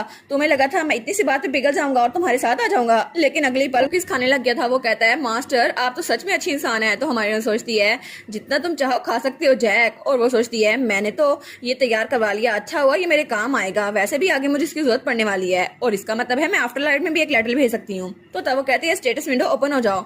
और वहाँ पे क्वेस्ट थे जहाँ ये भी लिखा था कि अपनी फैमिली को रूल करना है। वो कहती है हाँ हाँ बस यही रह गया है, मेरी फैमिली को रूल करना। यानी कि एरिस ने अभी तक मुझे अपना फैमिली मेंबर नहीं माना। और तब उसे आता है जब एरिस कहता है सिबलिंग्स दुश्मन होते हैं, कॉम्पिटिटर होते हैं, इसलिए मैं तुम्हें अपने साथ नहीं रख सकता। वो कहती है हैं लेकिन ये कुछ ज्यादा ही अजीब नहीं लग रहा, उसने मुझे दुश्मन मान लिया है, मैं उसकी कॉम्पिटिटर बन गई हूँ, लेकिन मैं तो उसके साथ सिर्फ दोस्ती करना चाहती थी ना, वो तो मेरा भाई है। और वो सोचती है जब वो मुझे पहली बार मिला था तो उसने मुझे कहा था कि वो मुझे फैरथॉन फैमिली के मेंबर की तरह ट्रीट करता है, लेकिन ये अभी तक क्वेस्ट खत्म क्यों नहीं हुई और उसका वो बर्ड वो अभी तक कुकीज खा रहा था। तो वो सोचती है पता नहीं ऐसा क्यों है, लेकिन एरिस मुझे फैमिली के मेंबर के तौर पे देखता तो है लेकिन एक टारगेट की तरह जिससे वो जान छुड़वाना चाहता है।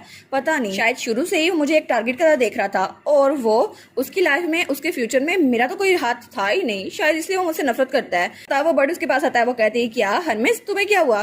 तो वो कहता है अगर आगे से तुम 3 बार मुझसे मिलोगी तो मैं तुम्हें अपना निकनेम चिर्प लेने दूंगा, अब मुझे हरमेस ना कहना। वो कहती है अच्छा ठीक है। तो वो कहता है ऐसा नहीं मैं तुमसे नफरत करता हूँ, ये तो बस ये है कि हम लोग अभी मिले हैं ना। तो हमारे यहाँ सोचती है ये तो मुझे कंफर्ट कर रहा है ना, लेकिन चलो अच्छा ही है। तो सोचती है मेरे पास तो कोई फैमिली थी नहीं और ना एरिस के पास कोई नॉर्मल फैमिली है, सबके सब पावरफुल हैं और उसको भी यही लगता है वो अकेला रह जाएगा और डैड मैं और एक्सियोन एक साइड पर हैं, लेकिन मैं नहीं चाहती कुछ भी बुरा हो। और तभी वहाँ पे एक्सियोन आता है। वो कहता है तुम क्या कर रही हो? तो वो कहती है एक्सियोन तुम आ गए। और एक्सियोन ब्लू कोट में बड़ा प्यारा लग रहा था। तो तब उसका हाथ पकड़ लेती है। वो कहती है यहाँ पे कितनी सारा खूबसूरत चीजें हैं ना, और फैमिली भी कितनी सारा खूबसूरत होती है ना। वो कहता है क्या हो गया अचानक, और तुम्हारे सर पे ये बर्ड क्या कर रहा है? वो कहती है ना हमारी लाइफ और हमारी फैमिली कितनी खूबसूरत है ना। वो कहता है क्या? तो तब उसको चमकता हुआ देखता है। वो कहता है हाँ बिल्कुल, और वो तो ब्लश करने लग गया था, उसके कान भी लाल हो गए थे। वो कहती है तुम्हें तो फैमिली का नाम सुनकर ही थोड़ी शर्म आने लग गई है। तो वो कहता है बस कर दो, मैं तुम्हें जान से मार दूंगा, ऐसे ना किया करो। वो कहती है अच्छा ठीक है तुम तो बड़े क्यूट हो। फिर वो कहता है मोर इम्पोर्टेंटली मैंने सुना था कि तुमने डैड को किसी किस्म का ब्रेड दिया है, आखिर वो क्या चीज थी? तो हमारी कहती है ओ नो फिर से वही एम्बेरसमेंट, लेकिन मुझे इसे नहीं बताना चाहिए।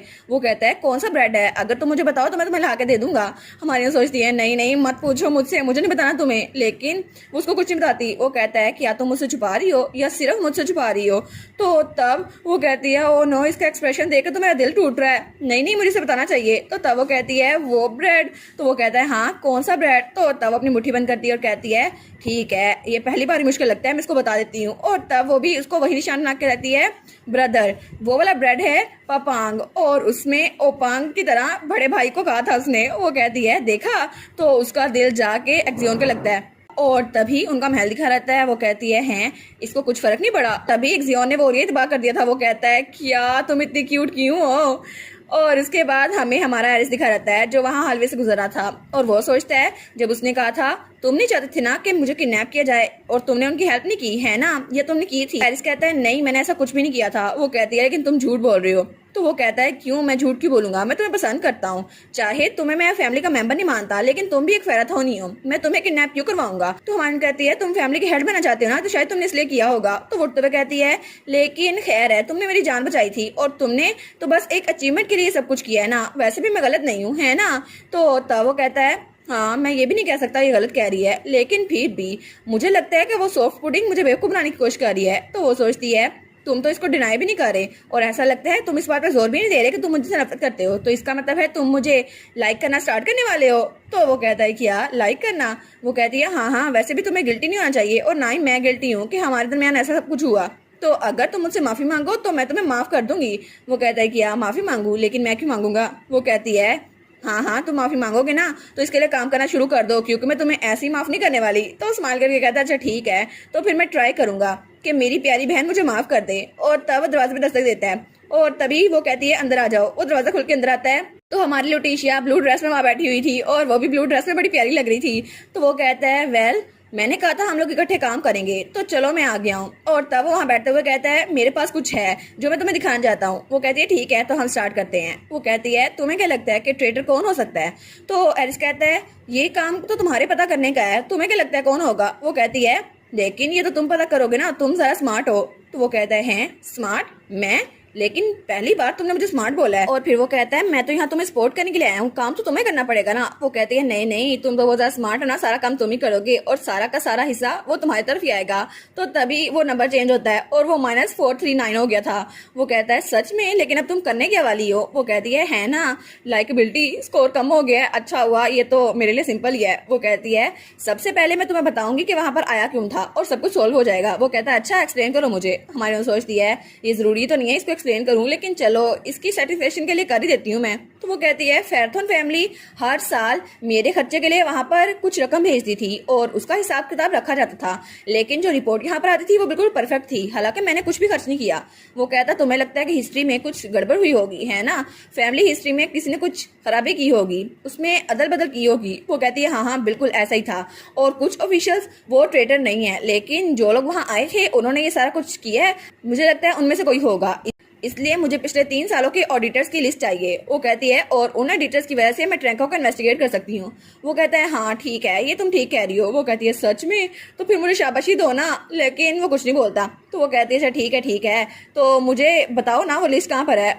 और फिर वो कहती है अच्छा ठीक है, तो मैं आगे बताती हूँ। जब मैं ट्रैंका के हाथ थी ना, तब मुझे लगा था कि मुझे बिल्कुल छोड़ दिया गया, अबंडन कर दिया गया है, और मैं हर रोज दुआ किया करती थी कि कोई मेरे पास आए और कोई तो मेरी फैमिली हो, कोई तो मेरा नाम ले। और तब तो मुझे मेरा नाम भी नहीं पता था और मुझे लगा था हर कोई मुझे भूल गया है और सबने मुझे छोड़ दिया है, लेकिन तब मेरी सिर्फ एक विश थी, कोई तो मेरे पास आए। और तब वो ऑडिटर आया था और मेरे क्लैन ने कहा वो मुझे भूल चुके हैं और वो मुझ पे नजर रख रहे हैं, लेकिन किसी को भी फर्क नहीं पड़ता, मैं चाहे जीऊं या मरूं।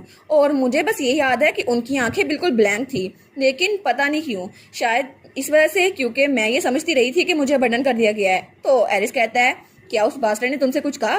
तो हमारी कहती है क्या बास्टर्ड, मैंने कुछ गलत तो नहीं सुन लिया। वो कहती है नहीं नहीं ऐसा तो कुछ नहीं है। तो वो कहता है उन्होंने कहा होगा कि तुम अबंडन हो गई हो, तुम्हें यही लगा था। वो कहती है हाँ मुझे यही लगा था।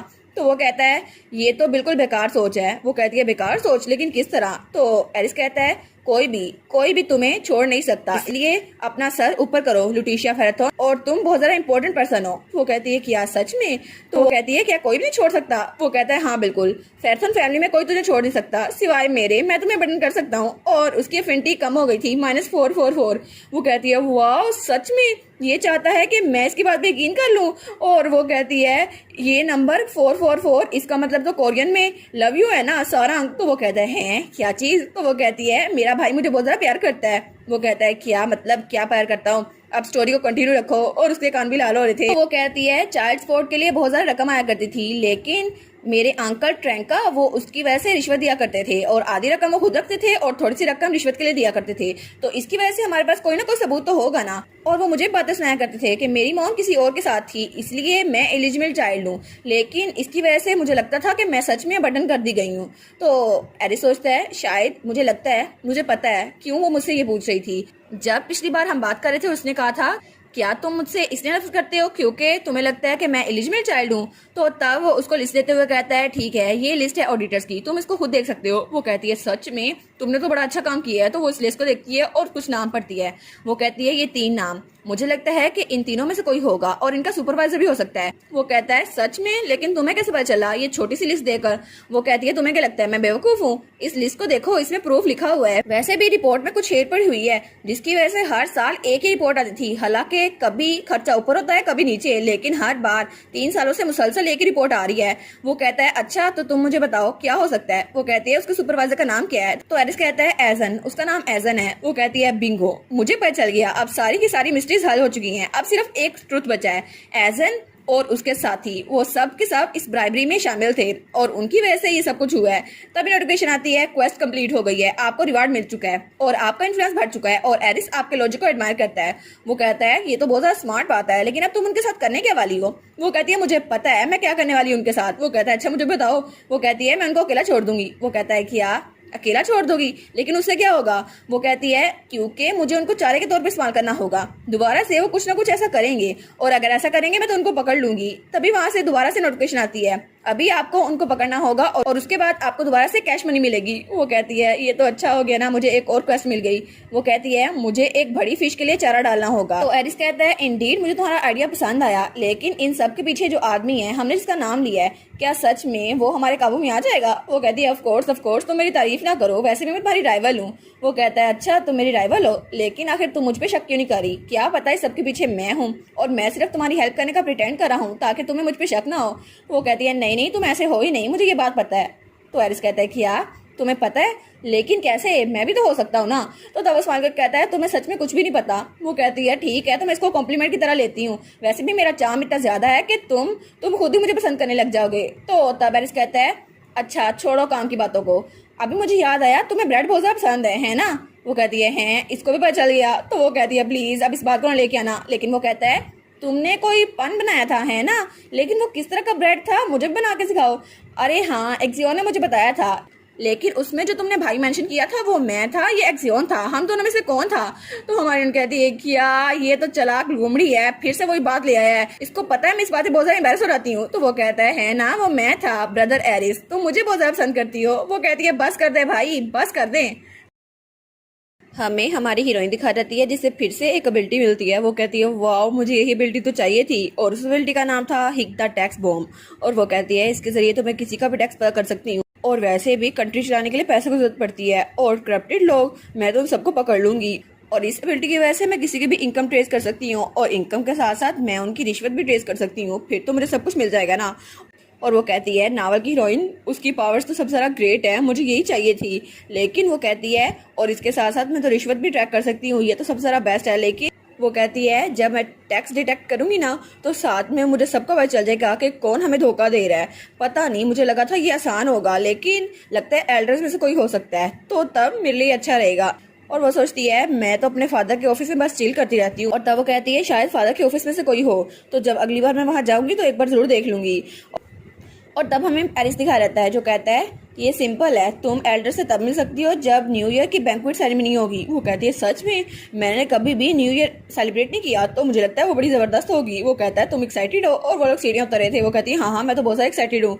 वो कहती है और बैंक्वेट हॉल तो डेकोरेट किया जाएगा ना इतना प्यारा, और वहाँ पे सबने अच्छे अच्छे कपड़े पहने होंगे और सब लोग एक दूसरे को ग्रीट करेंगे, मैं भी उनको ऐसे ग्रीट करूंगी। और बड़े प्यार से ग्रीट करती है। तो एरिस कहता है मैं सोच ही रहा था कि तुम क्या एक्सपेक्ट कर रही हो, तुम्हें क्या लगता है वहाँ पे क्या होगा? तो तब वहां रुकती है और वो कहती है मैं सोच रही थी कि एक सोशल बैटल होगी जिसमें एलिगेंट एटीट्यूड होगा और सब लोग एक दूसरे को ताने मारेंगे और वहां कोल्ड वार्स होंगी। तो एरिस कहता है क्या क्या होगी, तुम्हारी एक्सपेक्टेशन है? तो वो कहती है और वो एक वर्ल्ड होगा जो क्रूल होगा और वहां पे सब लोग तलवारें तो छुपाए हुए होंगे लेकिन अपने अल्फाज से एक दूसरे को खंजर मारेंगे। वो कहता है तुम आखिर ये सब कुछ सीखती कहाँ से हो? वो कहती है ये तो सोशल पॉलिटिक्स होगी ना, मुझे ये देखकर बड़ा मजा आएगा। वो कहता है आखिर तुम्हें ये बताया किसने है, तुम इतनी सारी ड्रामनी बातें क्यों करने लग गई हो? वो कहती है इसके अलावा डिलीशियस फूड भी तो होगी ना, केक होगी, पुडिंग होगी और इसके साथ साथ चॉकलेट फाउंटेन भी होगा, मुझे तो बड़ा मजा आएगा। वो कहता है लेकिन पहले तो कभी चॉकलेट फाउंटेन नहीं था, लेकिन अगर तुम्हें पसंद है तो मैं उनसे कहूंगा कि तुम्हारे लिए प्रिपेयर करवा दे, ठीक है? और वो स्माइल करते हुए बड़ा प्यारा लग रहा था। हमारी उन कहती है वाओ तुम तो सच में एंजल हो, और उसको गले लगा देती है। वो कहती है तुम तो सबसे ज्यादा बेस्ट हो एरिस। लेकिन एरिस तब उसकी तरफ देखते हैं, वो कहती है क्या? तो तब उसकी अफिनिटी थोड़ी और ज्यादा हो गई थी। वो कहती है -234, आखिर तुम कितने ज्यादा मीन हो एरिस, मैंने तुम्हें गले तो लगाया था और क्या किया था? तो फिर वो कहती है वैसे भी मेरी क्यूटनेस के खिलाफ बगावत करना ये ठीक नहीं है ना, तुम बच नहीं सकते मुझसे।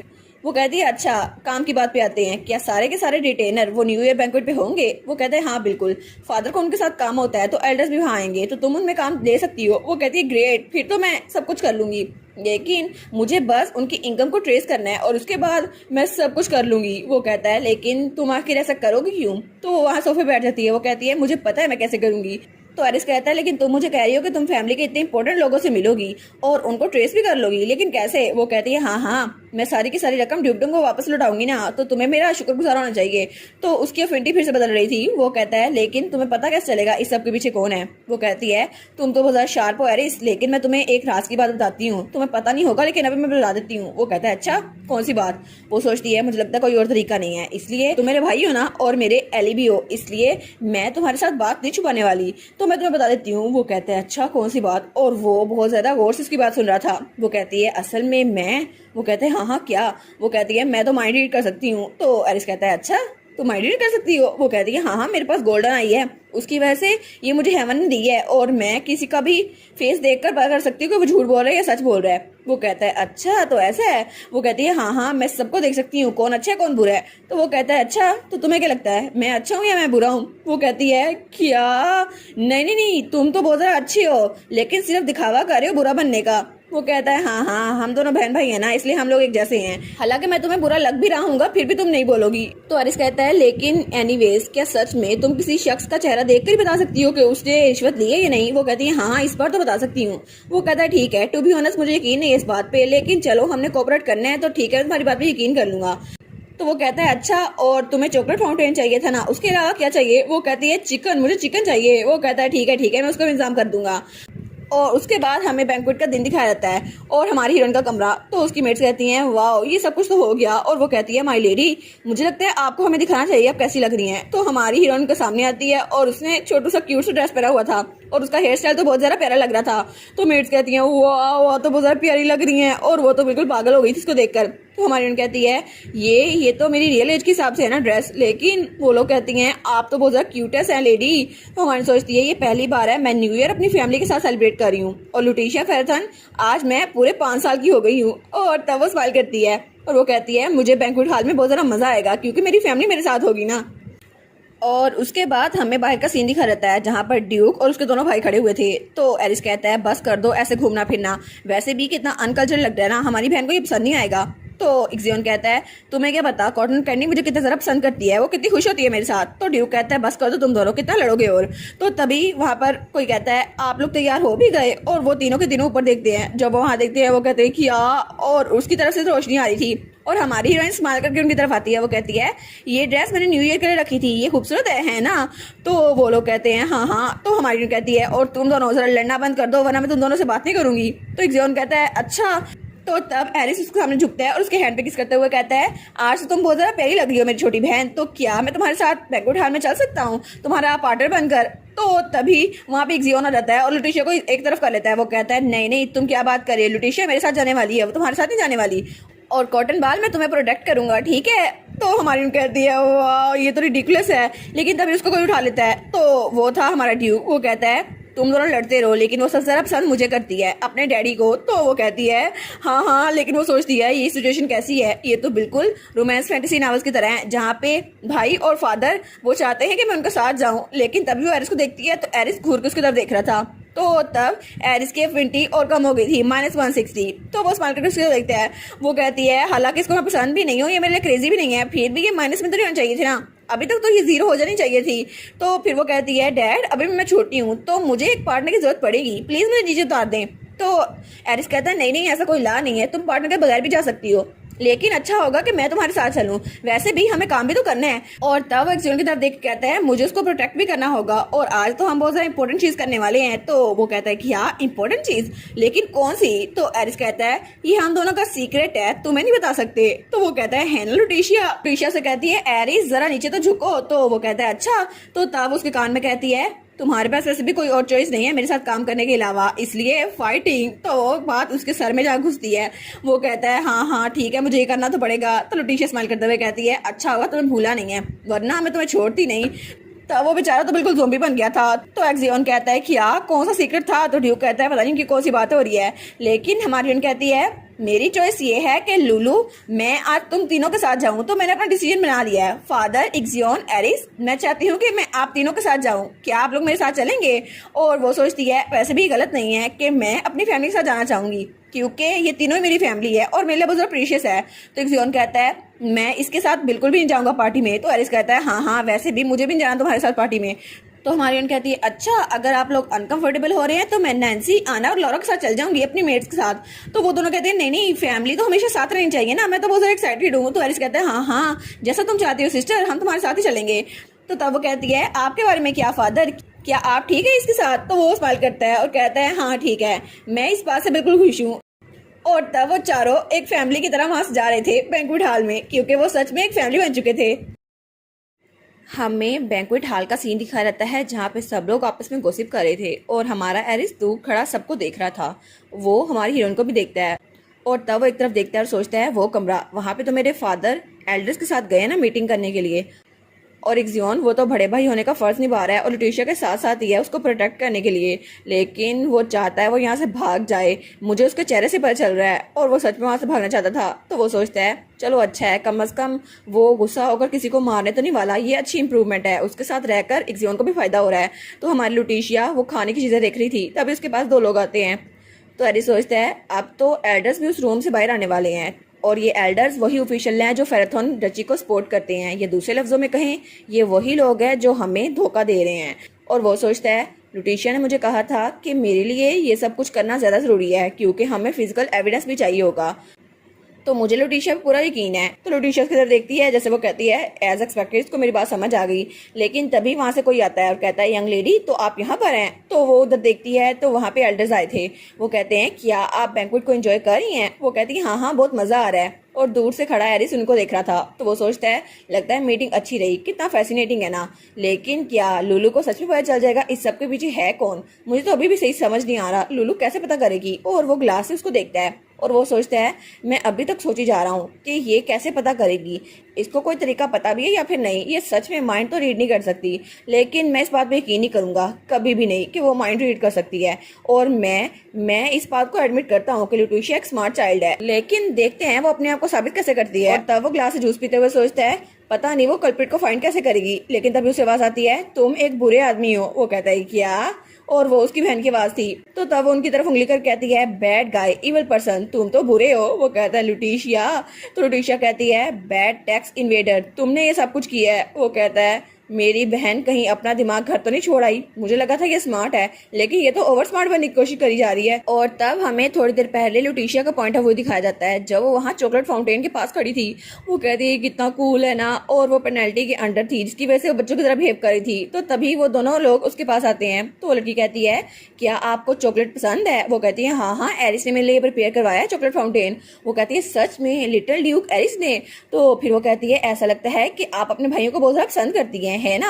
तो हमारी स्माइल करके कहती है हाँ हाँ मैं उन दोनों को बड़ा पसंद करती हूँ। तो तब वो दोनों भी स्माइल करती हैं और कहते हैं कितनी क्यूट है ना ये। तो वो आदमी कहता है क्या यंग लेडी चॉकलेट खाना चाहेंगी? मैं आपके लिए तैयार कर दूंगा, तो आपको क्या खाना है? वो कहती है स्ट्रॉबेरी, मुझे स्ट्रॉबेरी के साथ चॉकलेट खानी है। तो वो बड़े स्टाइल से तैयार करने लगता है। वो कहता है स्ट्रॉबेरी के ऊपर चॉकलेट बड़ी मजे की लगेगी और फाउंटेन 2 में डिवाइड हो चुका है। तो हमारी लुटिशिया कहती है ना बड़ा मजेदार होगा, लेकिन उसके वो खाने से पहले ही वहाँ पर वो ये एल्डर्स आते हैं। वो कहते हैं आप तो यहाँ पे है ना यंग लेडी? और हमारी सोचती है ये लोग आखिर कौन है? तो तभी वो कहते हैं क्या आपने बैंक्वेट को एंजॉय किया? वो कहती है हाँ मैं तो बड़ा मजा कर रही हूँ। और तब वो उनको ग्रीटिंग करते हुए कहती है हेलो मेरा नाम है लुटिशिया फेराथन और मैं 4 साल की नहीं हूँ, मैं 5 साल की हो गई हूँ, आप लोग को पता होना चाहिए। तो वो आदमी स्माइल करके कहता है लिटिल लेडी तो बहुत ज्यादा स्मार्ट है। तो दूसरा कहता है तुम तो कुछ ज्यादा ही बात बना रहे हो, हालांकि तुम्हें पता होना चाहिए। तो वो कहता है नहीं नहीं तुम्हें देखना चाहिए यंग लेडी अपने आप को कैसे इंट्रोड्यूस करवा रही है। तो दूसरा कहता है तुम उसको आम बच्चे नहीं समझ सकते, वो फेराथन है। तो तब हमारी यून कहती है ग्रैंड पास क्या आप सारे के सारे हाई पोजीशन पे हैं? तो वो कहता है हाँ हाँ देखो सही यंग लेडी की आई कितनी ज्यादा अच्छी है, हम लोग बूढ़े तो हो गए हैं लेकिन हम लोग हाई पोजीशन पर हैं। वो कहती है अच्छा, लेकिन वो सोचती है अभी तो मुझे हाई पोजीशन वालों के साथ कुछ करना था ना, मैं कुछ करने वाली थी। अरे हाँ मुझे याद आया, मुझे उनमें से बुरा आदमी पकड़ना है जो कि हाई पोजीशन एल्डर में से कोई होगा। और वो कहती है मैं तो जीनियस हूँ, कितनी स्मार्ट हूँ। तभी हमारी लुलू अपनी एबिलिटी को एक्टिवेट करती है। वो कहती है ability gate hit by the tax bomb activate हो गया है। तभी नोटिफिकेशन आती है प्लीज एक टारगेट को चूज कीजिए। वो कहती है मुझे किसे चूज करना चाहिए, यहाँ पे तो दो लोग हैं, एक हंस रहा है और एक सड़ू सा खड़ा हुआ है, तो मुझे किसे चूज करना चाहिए। वेल ये बड़ा मुश्किल है, लेकिन मैं तो बहुत ज्यादा स्मार्ट हूँ ना, मैं ये कर सकती हूँ, तो चलो चूज करते हैं। और फिर वो कहती है ये आदमी जो हंसी जा रहा है मुझे तो ये बुरा लग रहा है, मैं इसी को चूज करूंगी। तो करेक्ट आंसर है जेंटल ग्रैंडपा। और तब वो कहती है टारगेट सिलेक्शन कर लो। और टारगेट सिलेक्शन हो गई थी और वहां पे प्रॉफिट ट्रैकिंग हो रही थी और तभी उसके पास बहुत ज़्यादा प्रॉफिट था। वहां पे नोटिफिकेशन आती है एक अनरिपोर्टेड प्रॉफिट डिटेक्ट किया गया है और इलीगल प्रॉफिट भी डिटेक्ट किया गया है और इसमें कोई भी टैक्स नहीं दिया गया। हमारी कहती है देखा, मुझे पता था, मुझे पहले से पता था यही होगा वो गद्दार। तो वहां नोटिफिकेशन आती है जी बिल्कुल यही है वो गद्दार। और वहां पे बहुत ज़्यादा लंबी चौड़ी नोटिफिकेशन आती है कि इसने ऐसे किया और इसके पास इतने पैसे आए। वो कहती है इसका मतलब क्या हुआ। तो तभी नोटिफिकेशन आती है हम आपके आसानी के लिए कुछ करते हैं। यहाँ पे एक एरो आएगा, ठीक है। तो चेंज कंप्लीट हो गया और वो एरो उस आदमी की तरफ था जिसने टैक्स इन्वेजन की थी। वो कहती है ये आदमी ये तो बुरा है ना। तो वो कहती है देखा ना मैं कितनी स्मार्ट हूँ, मुझे पहले समझ आ गया। तो वो चिल्ला कहती है तुम बुरे आदमी। तो सब लोग उसकी तरफ देखते हैं, वो एडर्स भी और हमारा एरिस भी। वो कहता है क्या लुटिशिया। तो लुलू कहती है हाँ ग्रैंडपा आप तो बुरे हैं ना, कितने मीन है आप। और वो एक बैड टैक्स इवेडर था। तो वो कहता है ओहो मुझे लगता है यंग लेडी मेरी बारे में बात कर रही है, लेकिन कैसे हो सकता है ये। तो वो कहती है तुमने तो मनी एम्बेसडमेंट की थी, तुम बुरे आदमी हो। वो कहता है लगता है कि यंग लेडी की कैंडी मैंने चुरा ली थी, इसलिए उनको लगता है मैंने उसे चीजें चुराई हैं। वो कहती है नहीं कैंडी नहीं मनी, तुमने रिश्वत ली थी। तो तभी वो लुलू का हाथ पकड़ लेता है। वो कहता है यंग लेडी अगर आप इस तरह बिहेव करती रहेंगी। तो वो बड़ा गुस्से में आते हुए कहता है तो मैं कभी भी इसको स्माइल के साथ पास नहीं करूंगा, आपको सजा मिलेगी। तो हमारी कहती है क्या, लेकिन मेरा हाथ तो दर्द कर रहा है। तो फिर वो कहता है मैंने सुना था कि यंग लेडी बहुत ज्यादा क्लेवर है, हालांकि आप बहुत ज्यादा छोटी हैं, लेकिन अगर आपने मेरे साथ पंगा लिया तो आपके काउंसिल के बाकी एल्डर के साथ भी पंगा लेना पड़ेगा। तो मुझे लगता है आपको समझ आ रही है आप क्या कह रही हैं। और वो तो बिल्कुल सेम टू सेम उसके अंकल ट्रैंकर की तरह बात कर रहा था। वो कहता है आपको पता है ना मेरे साथ आप ऐसा कुछ नहीं कर सकती, मुझ पर इल्जाम नहीं लगा सकती। तो तभी वो कहती है क्या, और उसकी आंखों में तो आंसू आ रहे थे। वो चिल्लाते हुए कहती है एरिस देखो ना ये ग्रैंडपा मुझे मार रहे हैं, ये बुरे आदमी है, इन्होंने मेरा हाथ पकड़ा है, देखो ना कितना दर्द हो रहा है। तो एरिस कहता है क्या, और सब लोग उसकी तरफ देखते हैं। तो तब वो ग्लास वहां पर रखता है, कहता है बस मुझ पर ट्रस्ट करो, मुझे सब कुछ पता चल जाएगा। उसने यही कहा था ना, लेकिन आखिर कैसे, उसने ये सीक्रेट रखना था ना, तो आखिर सबके सामने कहने की क्या जरूरत थी। तो तब वो आदमी कहता है लिटिल ड्यूक एरिस लेकिन आप तो बहुत जरा अच्छे हैं ना, आपको पता है कि मेरे साथ पंगा लेने का क्या मतलब होगा, आप मेरे साथ ऐसा कुछ नहीं करेंगे है ना। तो लुलू अपने भाई के पास आती है। वो कहती है मेरा भाई आ गया ना, अब तुम सबके सब मरोगे, अब तुम्हें पता चल जाएगा मेरा भाई कितना जरा प्यारा है। तो वो कहते हैं क्यों, आखिर क्यों। इस वक्त तो मुझे उससे नफरत होनी चाहिए थी क्योंकि मेरी अफेक्शनेट साइड उसकी तरफ सिर्फ एक एक्ट थी और जब वो किडनैप हो रही थी तो मैंने उसे होने दिया, मुझे फर्क नहीं पड़ता था। लेकिन आखिर क्यों, अभी मुझे इतना गुस्सा क्यों आ रहा है। और उसने अपने भाई की शर्ट पकड़ी हुई थी। वो कहती है मैं तुम्हें बता रही हूँ मेरा भाई बहुत ज्यादा कूल है, बहुत स्ट्रॉन्ग है और बहुत ज्यादा स्मार्ट है। तब वो एल्डर कहता है अब चूंकि यंग लेडी यहाँ पर हैं लेकिन फिर भी वो बच्ची है, तो मुझे लगता है मुझे उसकी मिस्टेक को ओवरलुक करना चाहिए, लेकिन आप तो बिल्कुल डिफरेंट है ना। तो एडी सोचता है हाँ बिल्कुल, क्योंकि मेरे पास कोई एविडेंस नहीं है, इसलिए मुझे इंटेरोगेट करने से पहले कुछ न कुछ सोचना होगा, वरना ये लॉजिकल लगेगा और ये ऑब्वियस है, मुझे इससे कुछ नहीं मिलेगा लेकिन इसके बदले में मुझे कोई हार्म भी नहीं मिलेगा। तो तब वो लुलू की तरफ देखता है और सोचता है इस वक्त तो मुझे साइड पे हट जाना चाहिए, लेकिन पता नहीं क्यों मैं ऐसा नहीं चाहता। और तब उसे लुटिशा की बात आती है जो कहती है ऐसा कुछ भी नहीं है जो एरिस नहीं कर सकता। और वो बड़ा गुस्से में आ गया था। वो कहता है अगर सच में मुझे उसकी हेल्प करनी है तो मुझे करनी चाहिए। तो वो आदमी कहता है लिटिल ड्यूक तो बहुत ज़रा अच्छे हैं, वो मुझे इंटेरोगेट नहीं करेंगे क्योंकि आपको पता है इसकी वजह से आपको एल्डर की साइड से अटैक हासिल होगा। तो तब वो उसकी तरफ देखता है और कहता है लेकिन फिर भी मैं लुलू की आंखों में आंसू नहीं देख सकता। और लुलू अपनी आंखों में मोटे मोटे आंसू लेकर उसकी तरफ देख रही थी। तो वो कहता है मैं इसको कैसे इग्नोर कर सकता हूँ। और फिर वो कहता है क्योंकि वो मुझे बहुत ज़्यादा ट्रस्ट करती है, मेरी बहन मुझ पर ट्रस्ट करती है और मैं इस ट्रस्ट को तोड़ना नहीं चाहता। और तभी उसकी फेवरेबिलिटी वो भी माइनस से कम हो रही थी, पहले 90 वाली लाइन में थी और उसके बाद और कम होकर 40 वाली लाइन में आ रही थी, लेकिन उसके बाद और ज़रा कम हो रही थी और -30 वाली लाइन में आ रही थी और तभी बहुत ज़रा कम होकर -10 वाली लाइन में आ गई थी और तभी उसकी फेवरेबिलिटी माइनस से बिल्कुल 0 हो जाती है, यानी कि वो हमारी लुटिशिया को अब अपना दुश्मन नहीं समझता। और फिर वहाँ प्लस में 1 आ गया था, अब वो हमारी लुटिशिया यानी अपनी बहन को पसंद करने लग गया था। तो वो स्माइल करते हुए कहता है बिल्कुल मैं इस इंटेरोगेशन को स्टार्ट नहीं कर सकता जब तक मेरे पास कोई एविडेंस ना हो, है ना। तो वो एल्डर कहता है हाँ बिल्कुल, मैंने जैसे एक्सपेक्ट किया था, आप बहुत ज्यादा टैलेंटेड हैं और आपने डिसीजन बना भी लिया, तो प्लीज यंग लेडी को यहाँ से ले जाइए। तब एरिस हमारी लुटिशिया को अपनी साइड पर करता कहता है, लेकिन फिर भी मुझे एक बात समझ नहीं आ रही, आखिर क्यों आपने मेरी बहन को रुलाया क्यों? तो वो बड़ा गुस्से से उसकी तरफ देखता है तो वो आदमी कहता है, क्या आपकी हिम्मत कैसे हुई मेरी बहन लुटिशिया फेराथोन को हाथ लगाने की? आखिर आपने उसका हाथ पकड़ा क्यों और उसको इतना ज़्यादा दर्द हो रही थी? आपकी हिम्मत कैसे हुई? और अब वो तो अपनी बहन को प्रोटेक्ट करने वाला था। और इसके साथ ही हमारा एरिस वो भी लुलू की साइड पर हो गया था।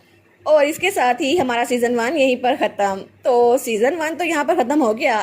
तो नेक्स्ट सीजन में हमारी हीरोइन लुटिशिया का पहले नंबर वाला भाई वो भी दिखाया जाएगा हमें। और नेक्स्ट सीजन में हमें हमारी हीरोइन का हीरो भी दिखाया जाएगा, जो कि उसकी तरह ही बहुत ज़्यादा क्यूट है। तो देखना है उसका हीरो कैसा होगा। तो चले आपसे मिलते हैं नेक्स्ट एपिसोड में, तब तक अपना ख्याल रखिएगा। Bye bye. और इसी के साथ ये वाला पार्ट यहीं पर ख़त्म। तो आप लोग बताइएगा आप लोग को ये पार्ट कैसा लगा, और वीडियो को लाइक और चैनल को सब्सक्राइब लाजमी कीजिएगा। बाकी वीडियोस का लिंक भी स्क्रीन पर नज़र आ रहा होगा, तो काइंडली उनको भी चेकआउट कर ले। और thank you so much for watching my videos. Stay safe. Bye bye.